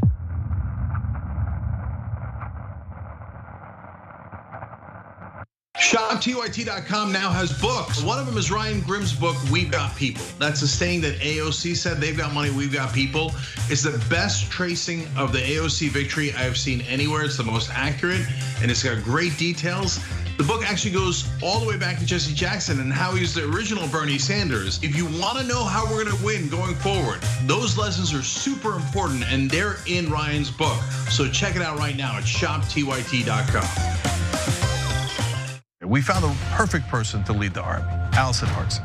The establishment media works hand in glove with our corporate legislators, and our corporate legislators work hand in glove with the corporation. And we're going to make it so that it's a decentralized force throughout the country so that we can quickly identify stories, quickly identify troll farms, and go in and neutralize the enemy, and then start building responsible media throughout the country and on every platform available.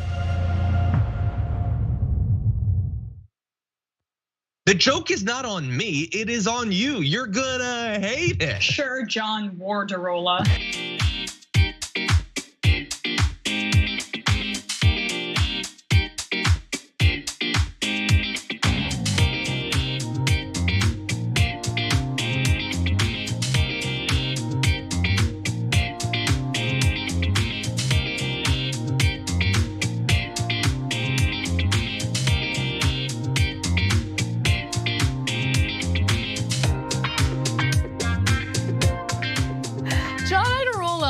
concurs with people who have argued that I don't get a say on certain things because I'm a fancy white lady. No, I did not say that. He didn't say that half of that. He said half of that. He says I'm a fancy white lady, except I'm not. How am I fancy? First of all, do not put into the audience's mind the idea that we sat down, I said, okay, you're a fancy white lady, you know? You said I'm a fancy white lady sarcastically, and I said, yeah, you're kind of a fancy white lady.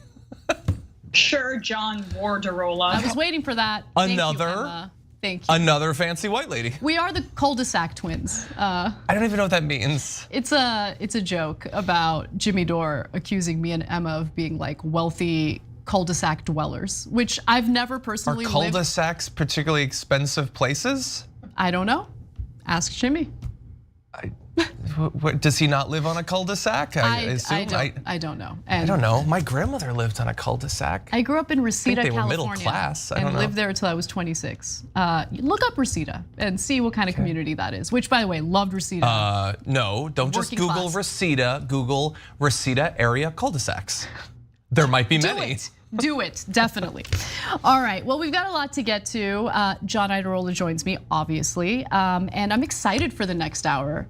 You excited to talk about Jim Cramer later? I did not expect this morning I'd be talking about Jim Cramer.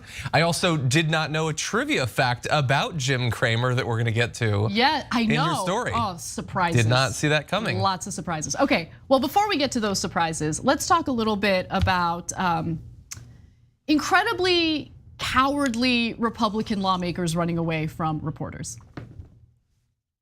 Did you know about what your chief of staff was doing with the alternate slates of electors? No, you're not. I can see your phone. I can see your screen.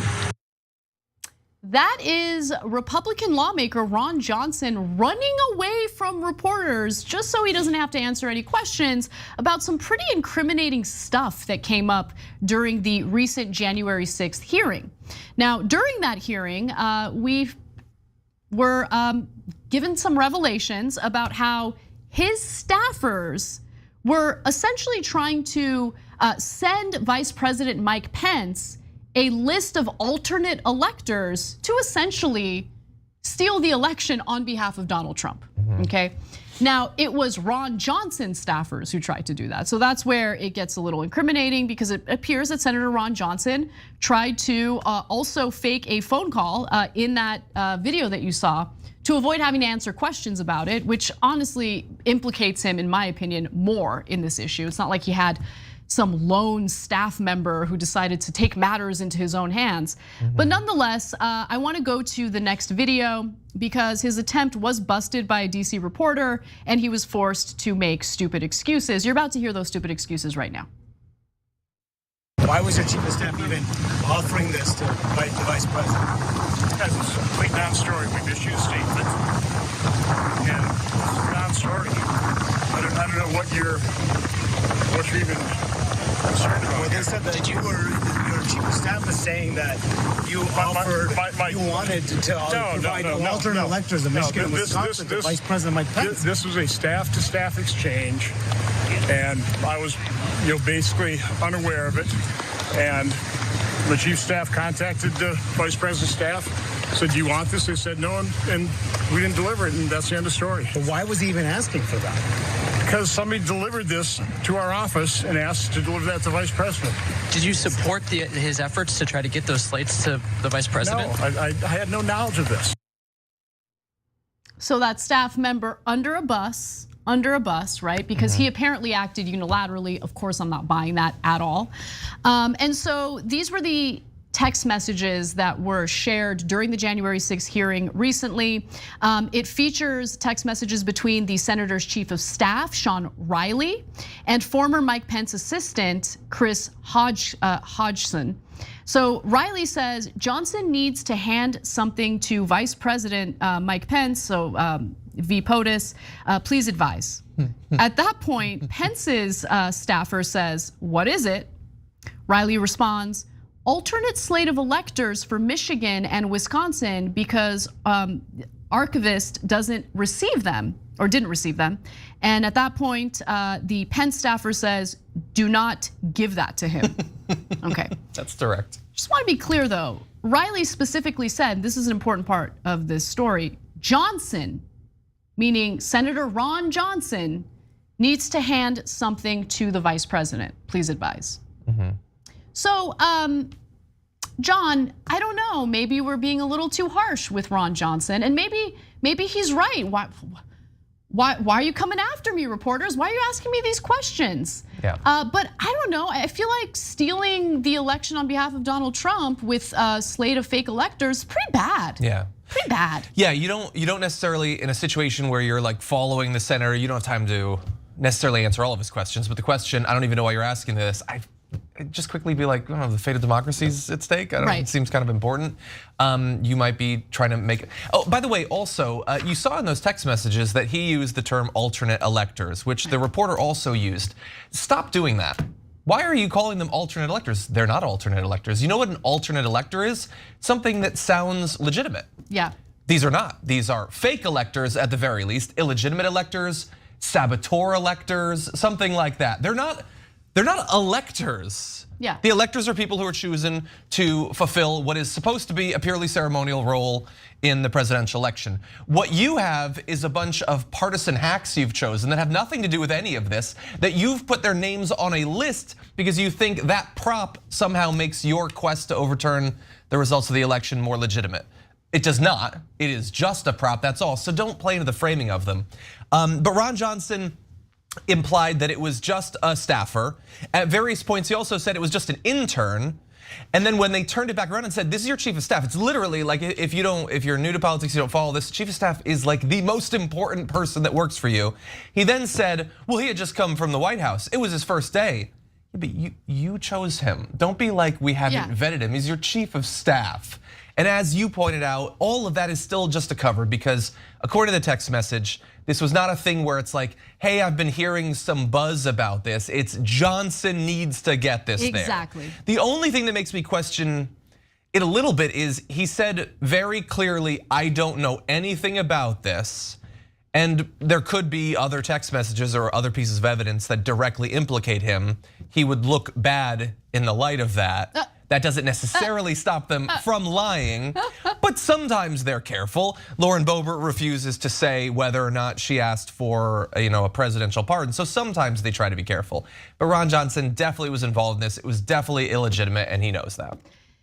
Ron Johnson was one of Donald Trump's top lapdogs, and Republican lawmakers and Republican administrations have gotten away with doing all sorts of terrible things, committing war crimes, for instance, with absolutely no consequences. So my take is when you have a climate in place, like a system in place that incessantly communicates to right-wingers and people in positions of power that there will be no consequences for their actions, it's a power grab, right? Let's just try it. Let's try it. If it doesn't work out, it doesn't work out. It's not like we're gonna suffer any consequences for trying to steal the election on behalf of Trump and stay in power. And they haven't. Yeah, so I don't believe Ron Johnson at all, but nonetheless, he is really staying committed to this talking point that he has an unhinged staffer who just kind of decided to go out of his way without advising with him to do this. So here he is throwing that staffer under a bus yet again. We got handed an envelope that was supposed to go to the vice president. I didn't know. So we called out the vice president. He didn't want it. We didn't deliver it. It's a story, guys. This is such a non-story. Was that the first you had heard of it when you received the envelope? And do you remember who gave it to you? It was a staff-to-staff deal. I mean, it apparently had Michigan and Wisconsin. I had no hand in any of it. Again, this lasted a couple minutes in our office, and the episode is over. Again, this is total non-story. Are you going to ask your aides about who this person was? Have you asked? We did. No, literally don't. It was a staff-to-staff. Somebody from the House, some staff intern, said we got to. The vice president needs this or whatever. Again, I wasn't involved. I'm not. Make any sense. I'm just not buying it. You're right. It makes no sense. One final thing I want to say is, during the hearings, what's been coming out more and more, and I feel like no one's noticed it. It's kind of bothering me. Like Mike Pence, along with other Trump loyalists, didn't outright reject the idea of using these sham electors, right? They like entertained it. They asked around about it. And what I thought was also interesting about this exchange was that, and look, it could be Pence's staffer speaking on behalf of Pence, but it is interesting that you need the staffer to run interference, right? To block the delivery of this list of sham electors to steal the election.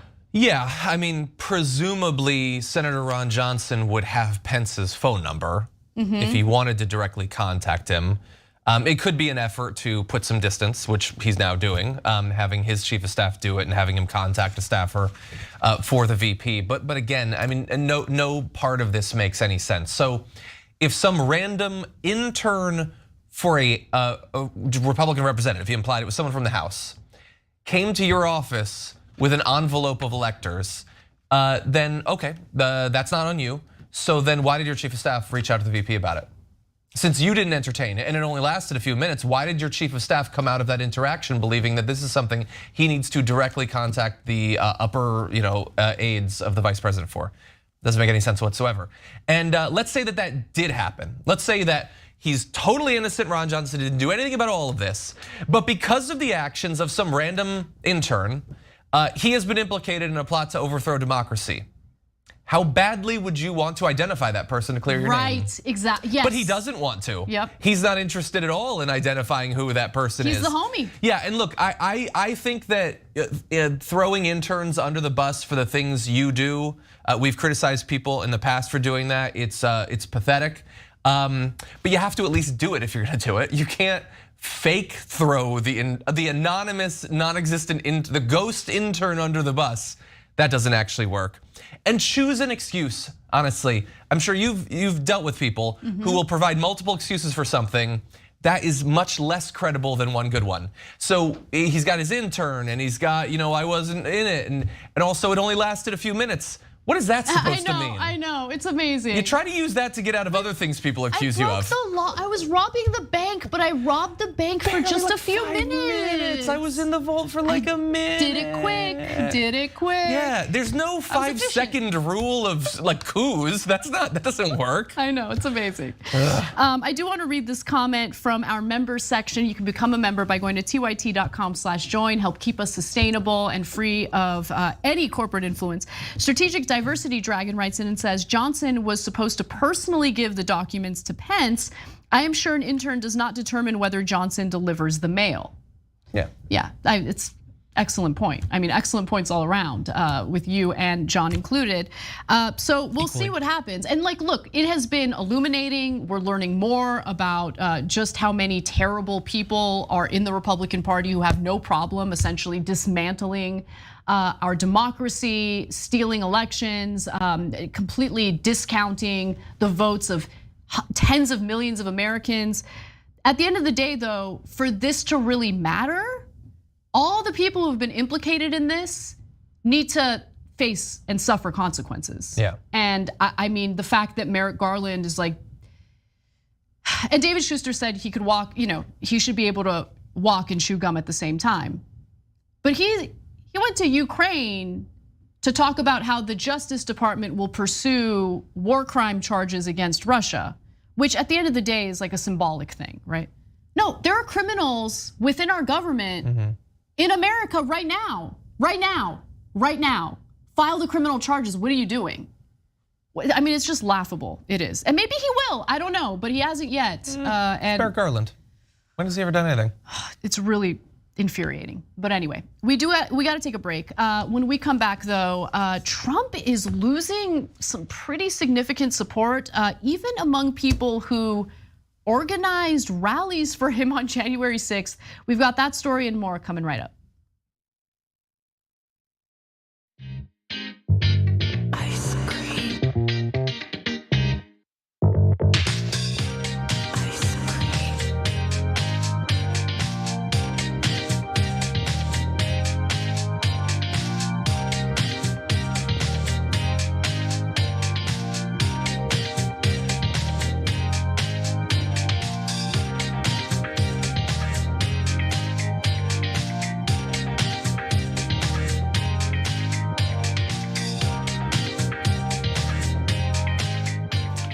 Lots of great programming coming up on TYT. We've got the rest of the main show. We've got a bonus episode that you'll love. And then after that, it's Wednesday, so you can check out Happy Half Hour, hosted by Brett Ehrlich over at twitch.tv/TYT. That airs immediately after our bonus episode, and it's a lot of fun. And in the bonus episode, I have to ask you a question that will be a follow-up to the great scooter debate. Oh no. There's a different proposal for getting people around LA. I want to know what you think about it. All right. Man, people got feisty against me in that debate. Like pro-scooter people? People love to scoot. They do love to scoot. People are saying they love to scoot. Listen, I believe in your right to scoot. You just got to scoot correctly, okay? Don't scoot on the sidewalks in a way that's dangerous for pedestrians, and don't leave your scooter in place. Like, don't litter them all over the place. Like, it's not okay. Anyway, I agree. All right, I want to read some comments from our Twitch community. Tello we know. Okay, I don't know how this country will ever be able to take money back from corporations at this point. Even if we get the biggest progressive in office, we're at the bottom of a slippery slope. I feel that despair in my soul. I hear you. Jay and Whiskey says the Fed is detached from reality. They seem to think people actually get raises every year to keep up with the cost of living or something. They know. It's just that in order for the economy to work on behalf of the wealthy, those at the lower end of that spectrum have to suffer. It's not a bug, it's the feature of the system, and they know it. The Dungeon Dadster says, by the way, 15 months, tier 1. I have had a terrible day only to get perked up by the Salt Queen fire. Thank you, Anna. I use you as an example of who my daughter should aspire to be like, and I'll be damned, I'll be darned she is trying. That's super sweet. And I hope your daughter turns out even better than me. So I really appreciate that. Your boy 07 says, so a good guy with a gun was stopped by the other good guys with the guns from stopping the bad guy with a gun. This is on the Uvalde shooting. Yeah, pretty much. Question from chat is, Emma saying Borderola or Warderola? I think it's Warderola. Sure, John Warderola. Yeah, it would be. I don't remember what. I'm sure it was like throwing each other under the bus as being pro-imperialist or something. I don't know. Yeah, no. I mean, John, a well-known imperialist. I just like when people shoot other people. Yeah, that's what I like. And I want more of it on a big scale. Yeah, that's what I want. Yeah, here at TYT, I mean, people are saying this. People know. I mean, we're big on war, allegedly, according to idiots. All right, well, let's move on. We've got super chat comments to get to. Pitchforks Dragon says, I hate when people like Biggs, that's Andrew Biggs, just dismiss real issues that affect people. Coincidentally, we really need a later TYT show so West Coast folks can watch. Every day, the messages. I appreciate your comment. Pitchforks Dragon also says TYT still doesn't have a show people on the West Coast can watch after work. That won't stop me from taking a break to super chat a reminder, #primetime. Let's get back to the show.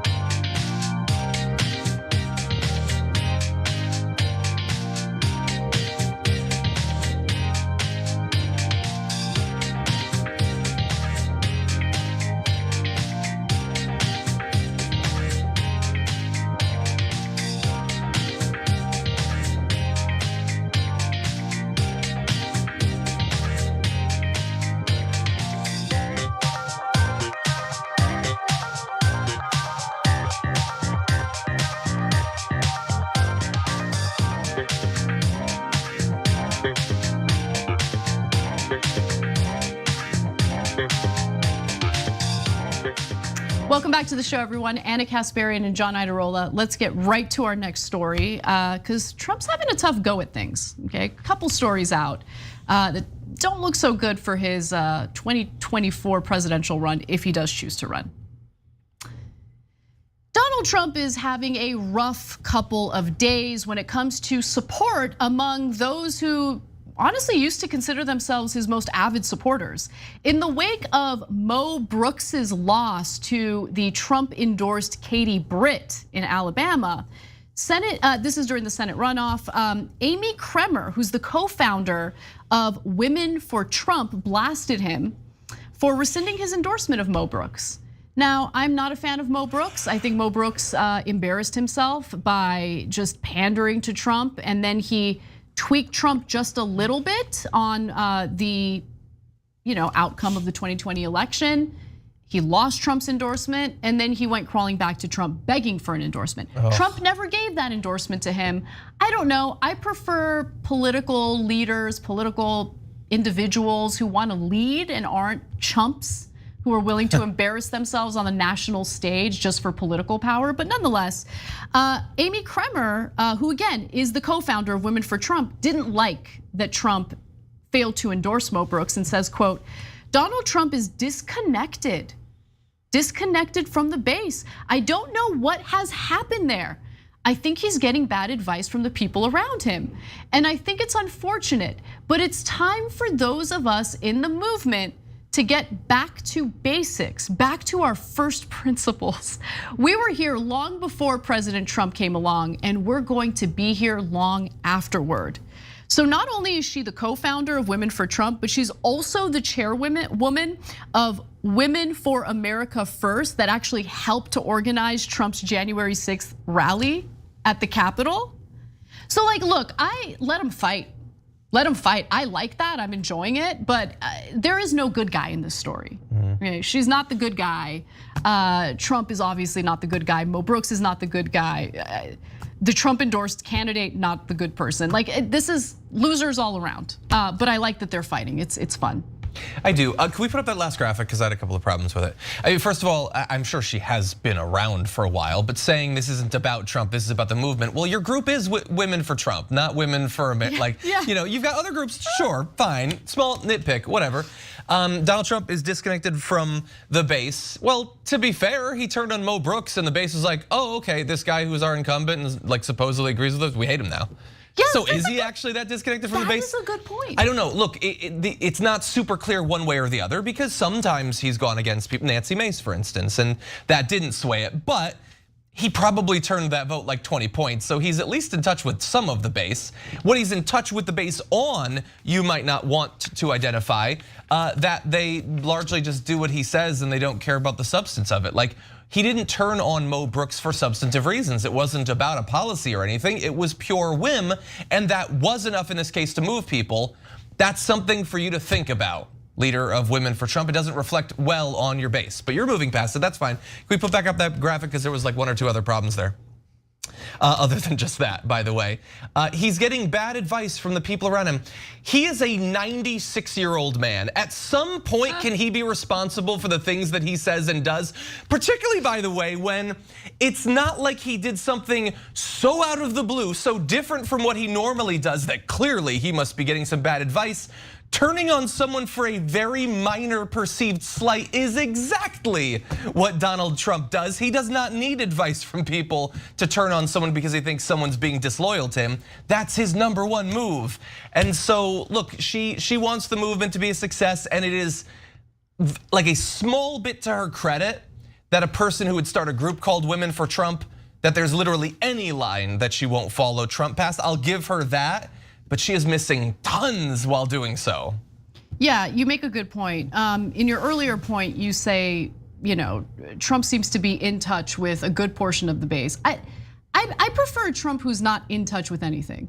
You know what I'm saying? It's just that guy should not be allowed around a lot of people, including women. Well, really fast, and in what he's in touch with, at least in when it comes to Mo Brooks, is he seems to get that all I have to do to destroy Mo Brooks is, well, partially take away my endorsement. That's all it seems to take, really, and make the election about Mo Brooks doesn't accept the big lie. Even though Mo Brooks totally accepts the big lie, if he's just not the most aggressive one in terms of accepting that, then the base will turn on him because they believe that lie. They love Trump, but they love Trump's lies maybe even more.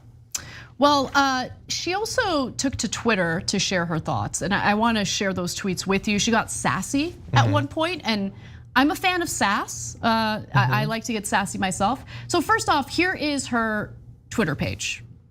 And I think it's worth noting that she still has listed former chair, Tea Party Express, March for Trump, MAGA, Ultra MAGA, Stop the Steal, America First, Women for Trump. So Trump littered all over her page, okay? I don't want to know what the WFAF is. I'm really worried it's about Satan or something. I wouldn't be surprised. I don't know. Okay, so on that same Twitter account, she says this: I'm on the ground in Alabama and Trump got this way wrong, meaning failing to endorse Mo Brooks. People are very angry at him. This is the second time he has done this to the people of Alabama. Luther Strange, she makes a reference to, and I'm not sure they will get over this, but oh boy, it's bad. Either way, there is going to need to be a lot of damage control. Okay? But no, that's how you would describe it. If he rescinded his endorsement and Mo Brooks got 90% of the vote, that would prove he made a big mistake and it's really bad and he's gonna need damage control. No, he turned on Mo Brooks and the base also turned on Mo Brooks. It seems like she's pretty disconnected from reality too. Look, I'm sure there are some people who are mad, sure, and that's worth talking about, but I think you're getting a little bit ahead of yourself. Then this is where she gets sassy. I don't care about Trump's wins, I care about America. Good. Again, a little bit to her credit, Anna. Yeah. It is like there has never been, like the level of attachment that they have to a guy who deserves it less than anyone ever has. It is scary. I would love to believe that people are starting to break from that. I don't know that I do, but even in tweet form, briefly, I like it. Well, I mean, what does it mean though? Because if Republican voters and some of these Republican organizers, if you will, decide to break away from Trump, who are they breaking away to? Well, I think we're gonna get to that. Yeah, well, so Brooks himself, obviously because he lost in the Republican primary, is pretty salty about Trump's decision to avoid endorsing him. He of course endorsed Katie Britt, his opponent. It's quite clear that Donald Trump has no loyalty to anyone or anything but himself. Hey, Mo Brooks, those are some strong language. Would have been interesting to see that strong language when you weren't sucking up to Trump for your own political power, right? Like, it's amazing because now it's all done. Like, he lost that Republican primary, and so all of a sudden he's super free to speak his mind. Yeah. Super free. What happened? I mean, these guys are chumps. Like, they're just chumps. All They're it took was embarrassing. years. Like, how do their wives? I'm sure their wives. I'm gonna go there. I'm gonna go below the belt. Sorry, I can't imagine their wives want to sleep with them. You're saying their wives don't want to go below the belt? That is what I'm saying. Like, Okay. if my husband showed this level of cowardice, like where he's sucking up to a terrible person for his own like little political career and like embarrassing himself on a national stage just so he can keep his little position of power. No, I'm not. I don't find that hot. I find that very unattractive.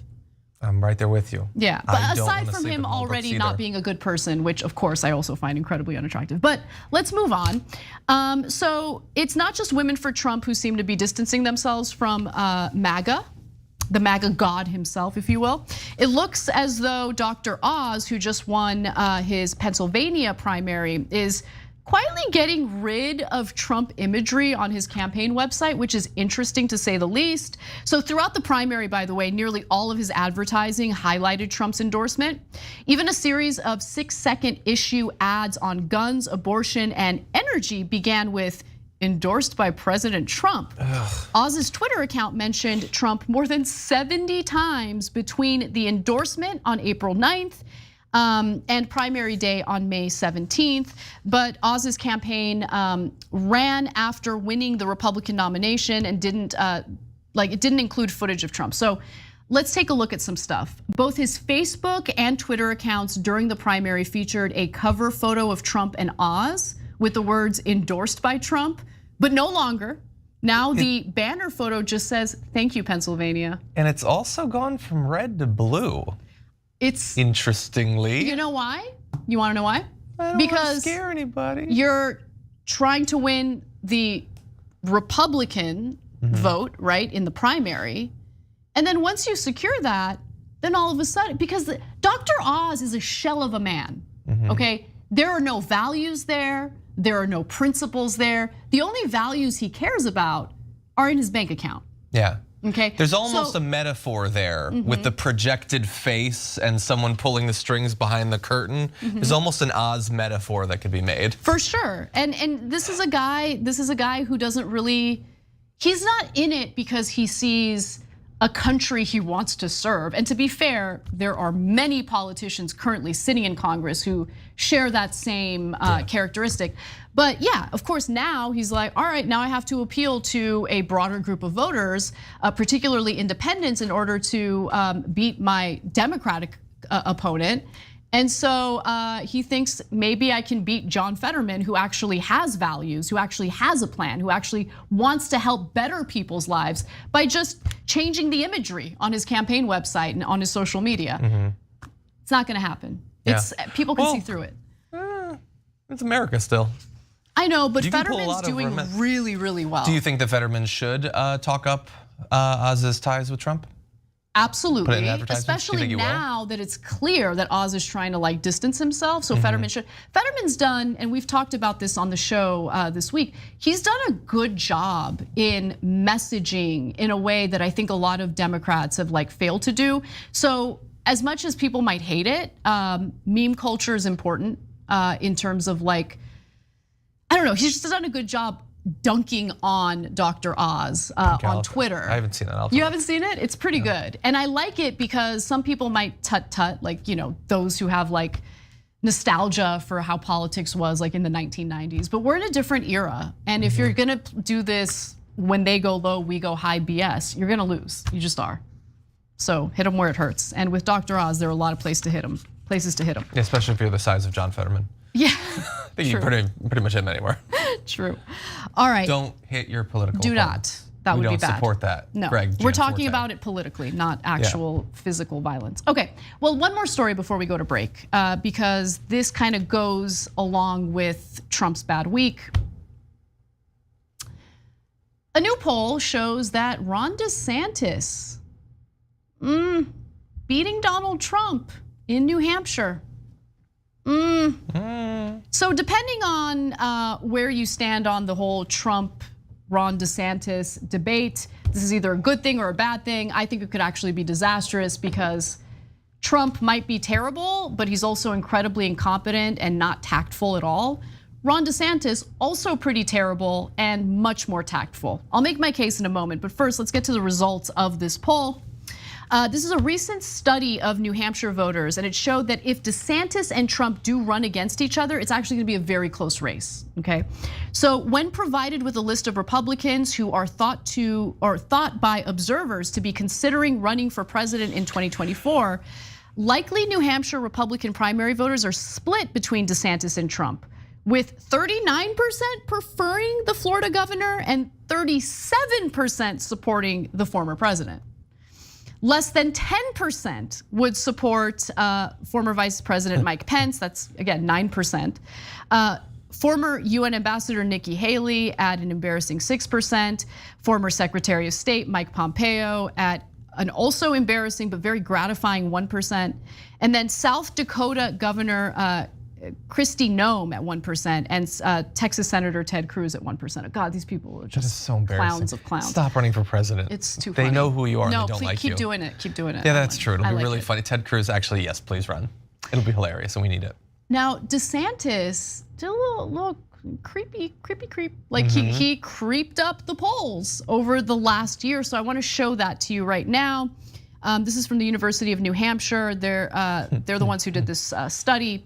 So if you look at July of 2021, clearly there's a big difference for DeSantis if you fast forward to June of 2022. So Donald Trump went from 47% in July of 2021 to 43% in October of 2021 to just 37% in October of 2022. Then you look at Ron DeSantis, he went from 19% in July of 2021 to 18% in October of that year to 29% in June of 2022. Yeah. So Trump slipping in pre-primary polls is part of a typical pattern. This is according to Andrew Smith, who's the director of the University of New Hampshire Survey Center. A party's losing candidate in the prior election is typically the best known person in their party. As the primary gets closer, new candidates emerge and attract more media attention and therefore more voter attention than the losing candidate from the previous election. I mean, like, yes, those are typical trends, but I think we shouldn't always just rely on like, oh, here's what the trend tends to be. Like Trump kind of upended a lot of those trends, so. Yeah, so if you had to guess, how interested am I in this?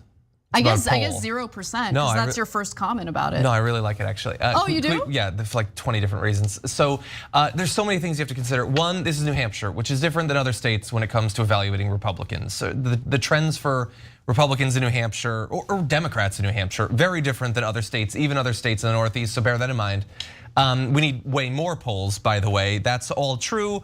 Bear in mind, we are at a point of the least Trump that we've had in literally years, but he will begin campaigning again at some point, and so that could throw things off.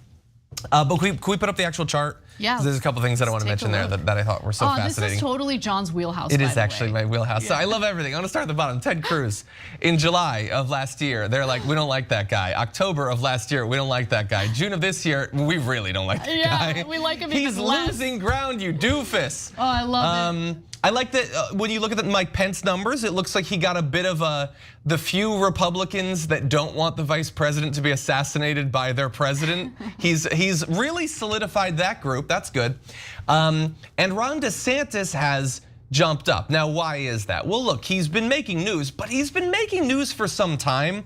What is the big difference between October of last year and June of this year? I think it's that it's not even the COVID stuff, because he had been doing the anti-vaccine, I want to kill literally every grandparent in Florida stuff for quite a while at that point. You get the jump that he got by trying to take the LGBTQ plus community and throw them in a wood chipper to fuel your political ambitions. That's how Ron DeSantis got that jump that he got. Yep. He is a big national figure because he hates that community more than anyone else, and he is seen by boneheaded Republicans as the only guy that will save your kids from the fact that literally every elementary school teacher in this country wants to have sex with them. It's madness. It is absurd that that's what their ideology is. That is basically the extent of Republican conservative ideology. And he is the winner on that right now. And I don't think at some point it's gonna not be lost on Trump that that's the case. And so Trump, who hasn't been that vocal recently, and when he has been, hasn't really focused on the trans community or the LGBT plus community. Although notice in the faith and freedom thing last week, he did make some comments attacking the trans community. I predict he is going to go so hard against that community soon. He is going to come out swinging because he cannot have Ron DeSantis be the culture warrior on the right. Oh God, it is going to get so disgusting. It is, yeah. No, you're absolutely right about that. It makes my stomach hurt thinking about it. What also should make everyone's stomach hurt is the fact that Joe Biden is not the best candidate to run against either Trump or DeSantis. Yeah. And this, honestly, this survey, this study, I should say, proves that. President Joe Biden won the state of New Hampshire in 2020. That context is important, by 8 percentage points over former President Biden. They mean Trump there. Yeah, Trump, yeah, that's a typo. So Biden did win that state over Trump. If a rematch of this contest were held today, Biden holds an almost identical lead. 50% say they would vote for Biden and 43% say they would vote for Trump. Now, grand staters are evenly divided in a potential contest between Joe Biden and Florida Governor Ron DeSantis. 47% say that they would vote for DeSantis and 46% say they would vote for Biden. Well, I'm sure that people will like Biden a lot more in 2 years. Yeah, it's bleak, folks. It's very bleak. That is why Biden should announce, I'm not going to be running. He should say it now so that we can have a long, drawn out, protracted, vigorous primary. That's what we need on the Democratic side. Yeah, he should stay committed to what he told the American people he was gonna do, which was not seek re-election. But I think most people knew he was full of it when he said that. Anyway, we're gonna take a quick break. When we come back, Sean Hannity wants you to thank the rich, okay? Stop complaining about them, you should be thanking them. And if we have time, the Jim Cramer story, which is probably my favorite, no, it is, it's my favorite story of the day. If we don't have enough time, we're gonna have to toss it over to our members only bonus section. Well, what can they do then if they wanna see it? You could become a member. That's true, that would work. tyt.com/join, or you can click that join button if you're watching us on YouTube. We gotta take a quick break though, we'll be right back. God bless you. Shut up, boo. Ice cream.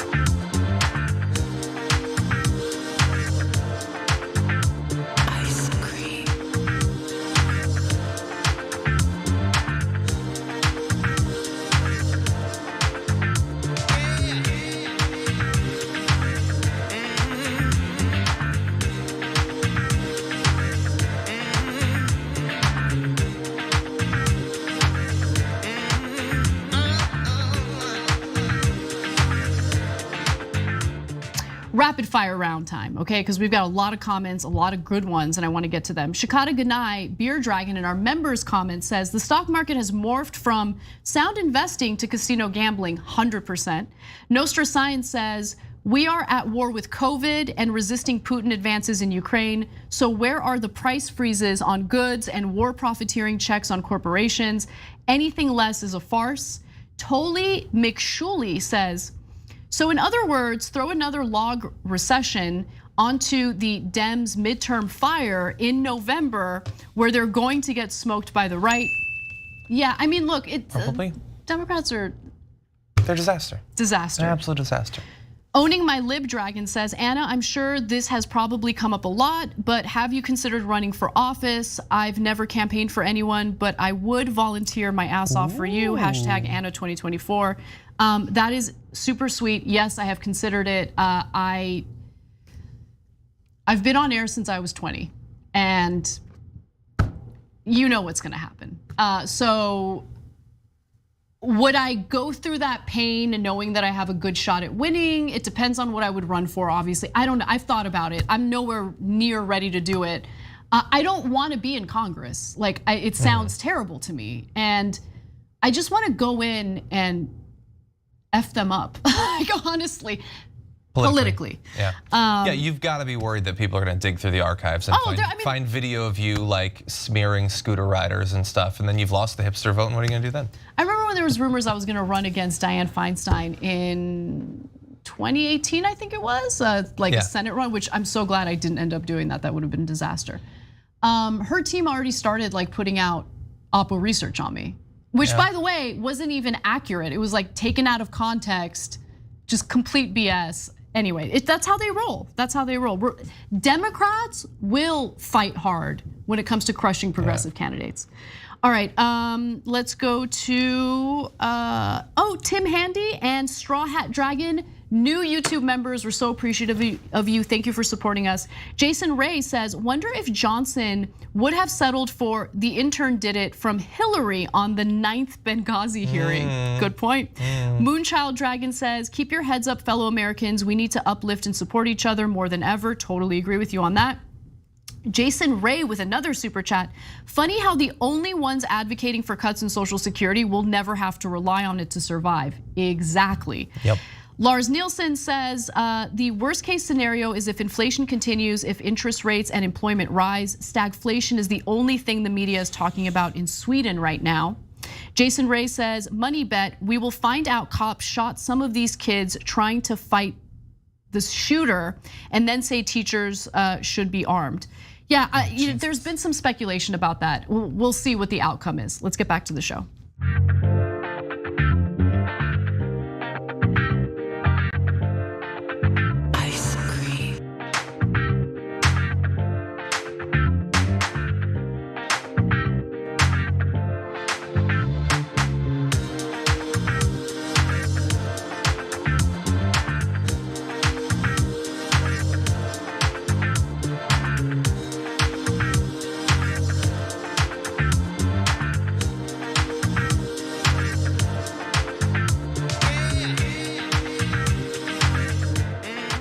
Welcome back to the show, everyone. Anna Kasparian and John Iadarola with you. Let's get right to some sound advice from Sean Hannity about how we should be thanking the rich.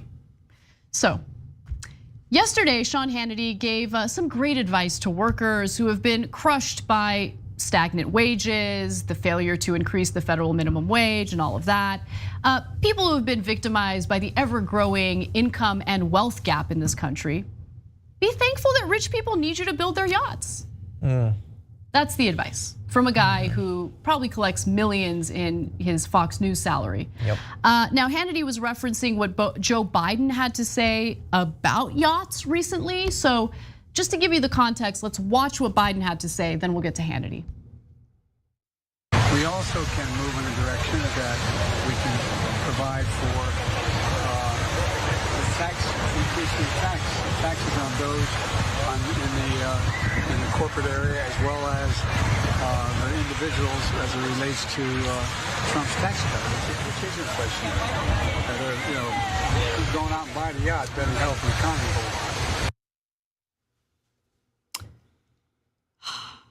whole lot.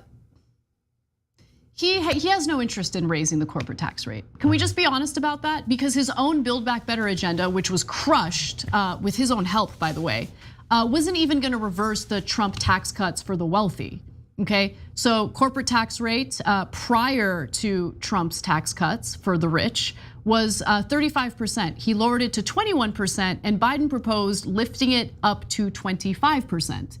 By the way, that didn't even happen. Wait, but that's a smaller number than it was before. It's weird, right? It's weird. But when you're talking, like when you're engaging in rhetoric, it's easy to say anything, right? It's easy to say anything. It's something completely different to actually do what you're saying you want to do. And he hasn't done that, okay? No rich person in this country saw their taxes increase under Biden's leadership and under Democratic control of Congress. Let's just be real about that. So I guess I have some, salt for Biden on this as well. But it triggered Sean Hannity for a different reason. So let's watch that. Biden goes out and says, well, if you're going out and you're buying a yacht, it doesn't help the economy a whole lot. And I'm like, yes, it does. You want to know why? Because it takes a lot of people to build those multi-million-dollar yachts that the rich and famous hang out in all the time. And you know what that means for them? That's food on their table. That's their mortgage or rent being paid. That is their vacations being paid for. Maybe their kids' schools being paid for. And so it does a hell of a lot for the economy, except if you buy into this mindset that you're supposed to hate people with money. When I washed dishes, when I was a busboy, when I was a waiter, when I was a bartender, when I was a house painter, when I painted ships in a shipyard, when I did general contracting and roofing and framing and remodeling and reconstruction, I never got hired one time by a poor person. I got hired by people that could afford to pay me because that's all hard, backbreaking work. And I was grateful to make the money so I could pay my rent. America looks like a third world country because of how many poor people we have. I mean, it's just more of the same BS trickle down economics talking points. Yeah. How's that trickle working out for the American people? We see it every single day in a country that increasingly looks like an undeveloped country. And it's because of that massive wealth gap between the rich and the poor. So like the fact that he just said, you should be grateful, okay, that you're scraping the barnacles off of a rich person's yacht. Yeah, F off, seriously. Yeah, at some point you might be in a city street and a lord's wagon might roll up and the lord might stick his head out of the curtain and throw coins at the peasants, and you should pick one up and you should say thank you to the Lord. You should be so happy that the Lord has deigned to look upon your grubby peasant face. Please, sir, can I have some more? I love the Sean, like, can you feel the populism tonight? I love that, like, they're supposed to be the ones that are, like, seriously, they're the ones that are worried about the people who've been left out of the economy. And they're telling you that you should, like bow down on your knees, like be thankful that they're buying yachts So first of all, many yachts are not even built in the United States, so that undercuts his argument a little bit. Not every bit of money spent in any particular segment of the economy benefits people in the exact same way. Maybe he knows that, maybe he doesn't. He's both stupid and a liar, so it's impossible to say. But also, the reason that someone like Biden, or maybe someone who means it a bit more, would point out the thing with the yachts isn't just that it doesn't benefit the economy that much. It's to point out that our economy, while failing poor people, is generating massive amounts of wealth for the rich. Where they individually put the wealth is not the fundamental problem. The fact that the economy produces so much inequity, that is the problem. Yeah. That is what Sean Hannity, by the way, is trying, and largely, I think, failing to disguise for his viewers. He's supposed to be, like Fox is trying to rebrand itself as someone who can speak out against the elites. And Sean Hannity's been around too long. He can't keep up, and that's why you get a segment like that. Yeah, we've financialized our economy, meaning we stopped producing things and just allowed the rich to manipulate money for their own purposes. The other thing that's happened is wages have been incredibly stagnant, have not kept up with inflation since the 1970s. But we should be grateful, because if we're lucky, again, to work for some wealthy person, some executive, some business owner, whatever, they might trickle down on us, maybe, if we're lucky. And the trickle isn't enough to, have a sustainable life with housing and the food you need and the gas you need to power your car and get from point A to point. It might not be enough, but who cares? We should be grateful.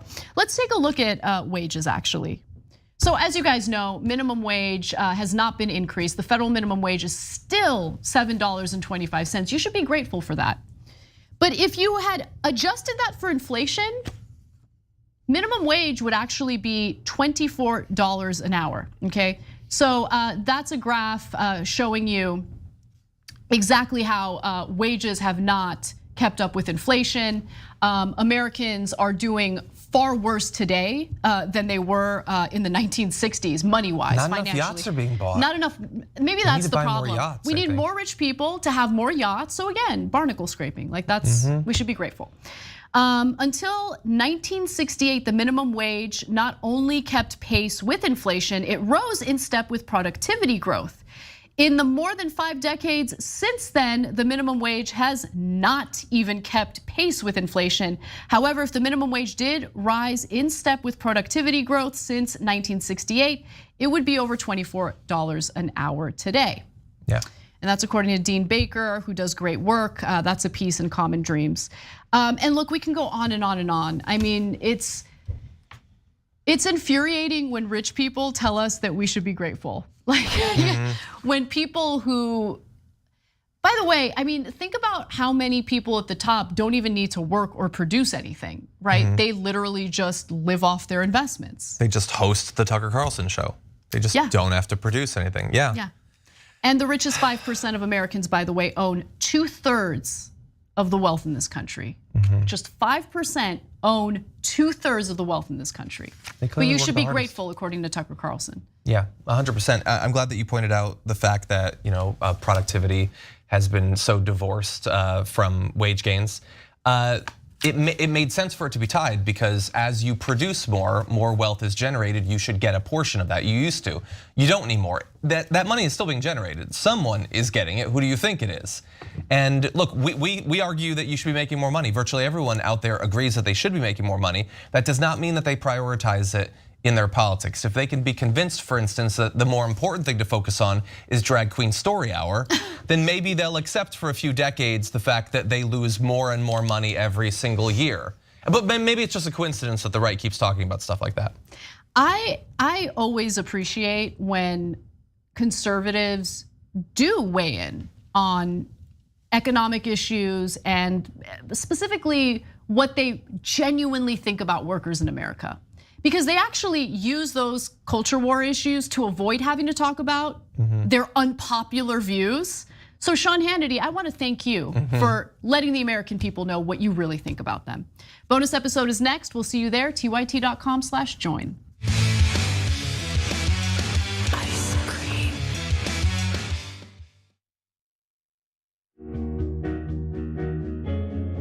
audience has given us everything, so we couldn't be more connected. When we first started, people would start giving us directions and say, okay, the mics are too large, move them. Turn them into lav mics. I mean, they were incredible. And then one guy walked in and gave us a really expensive switcher and said, you guys need this, and walked out.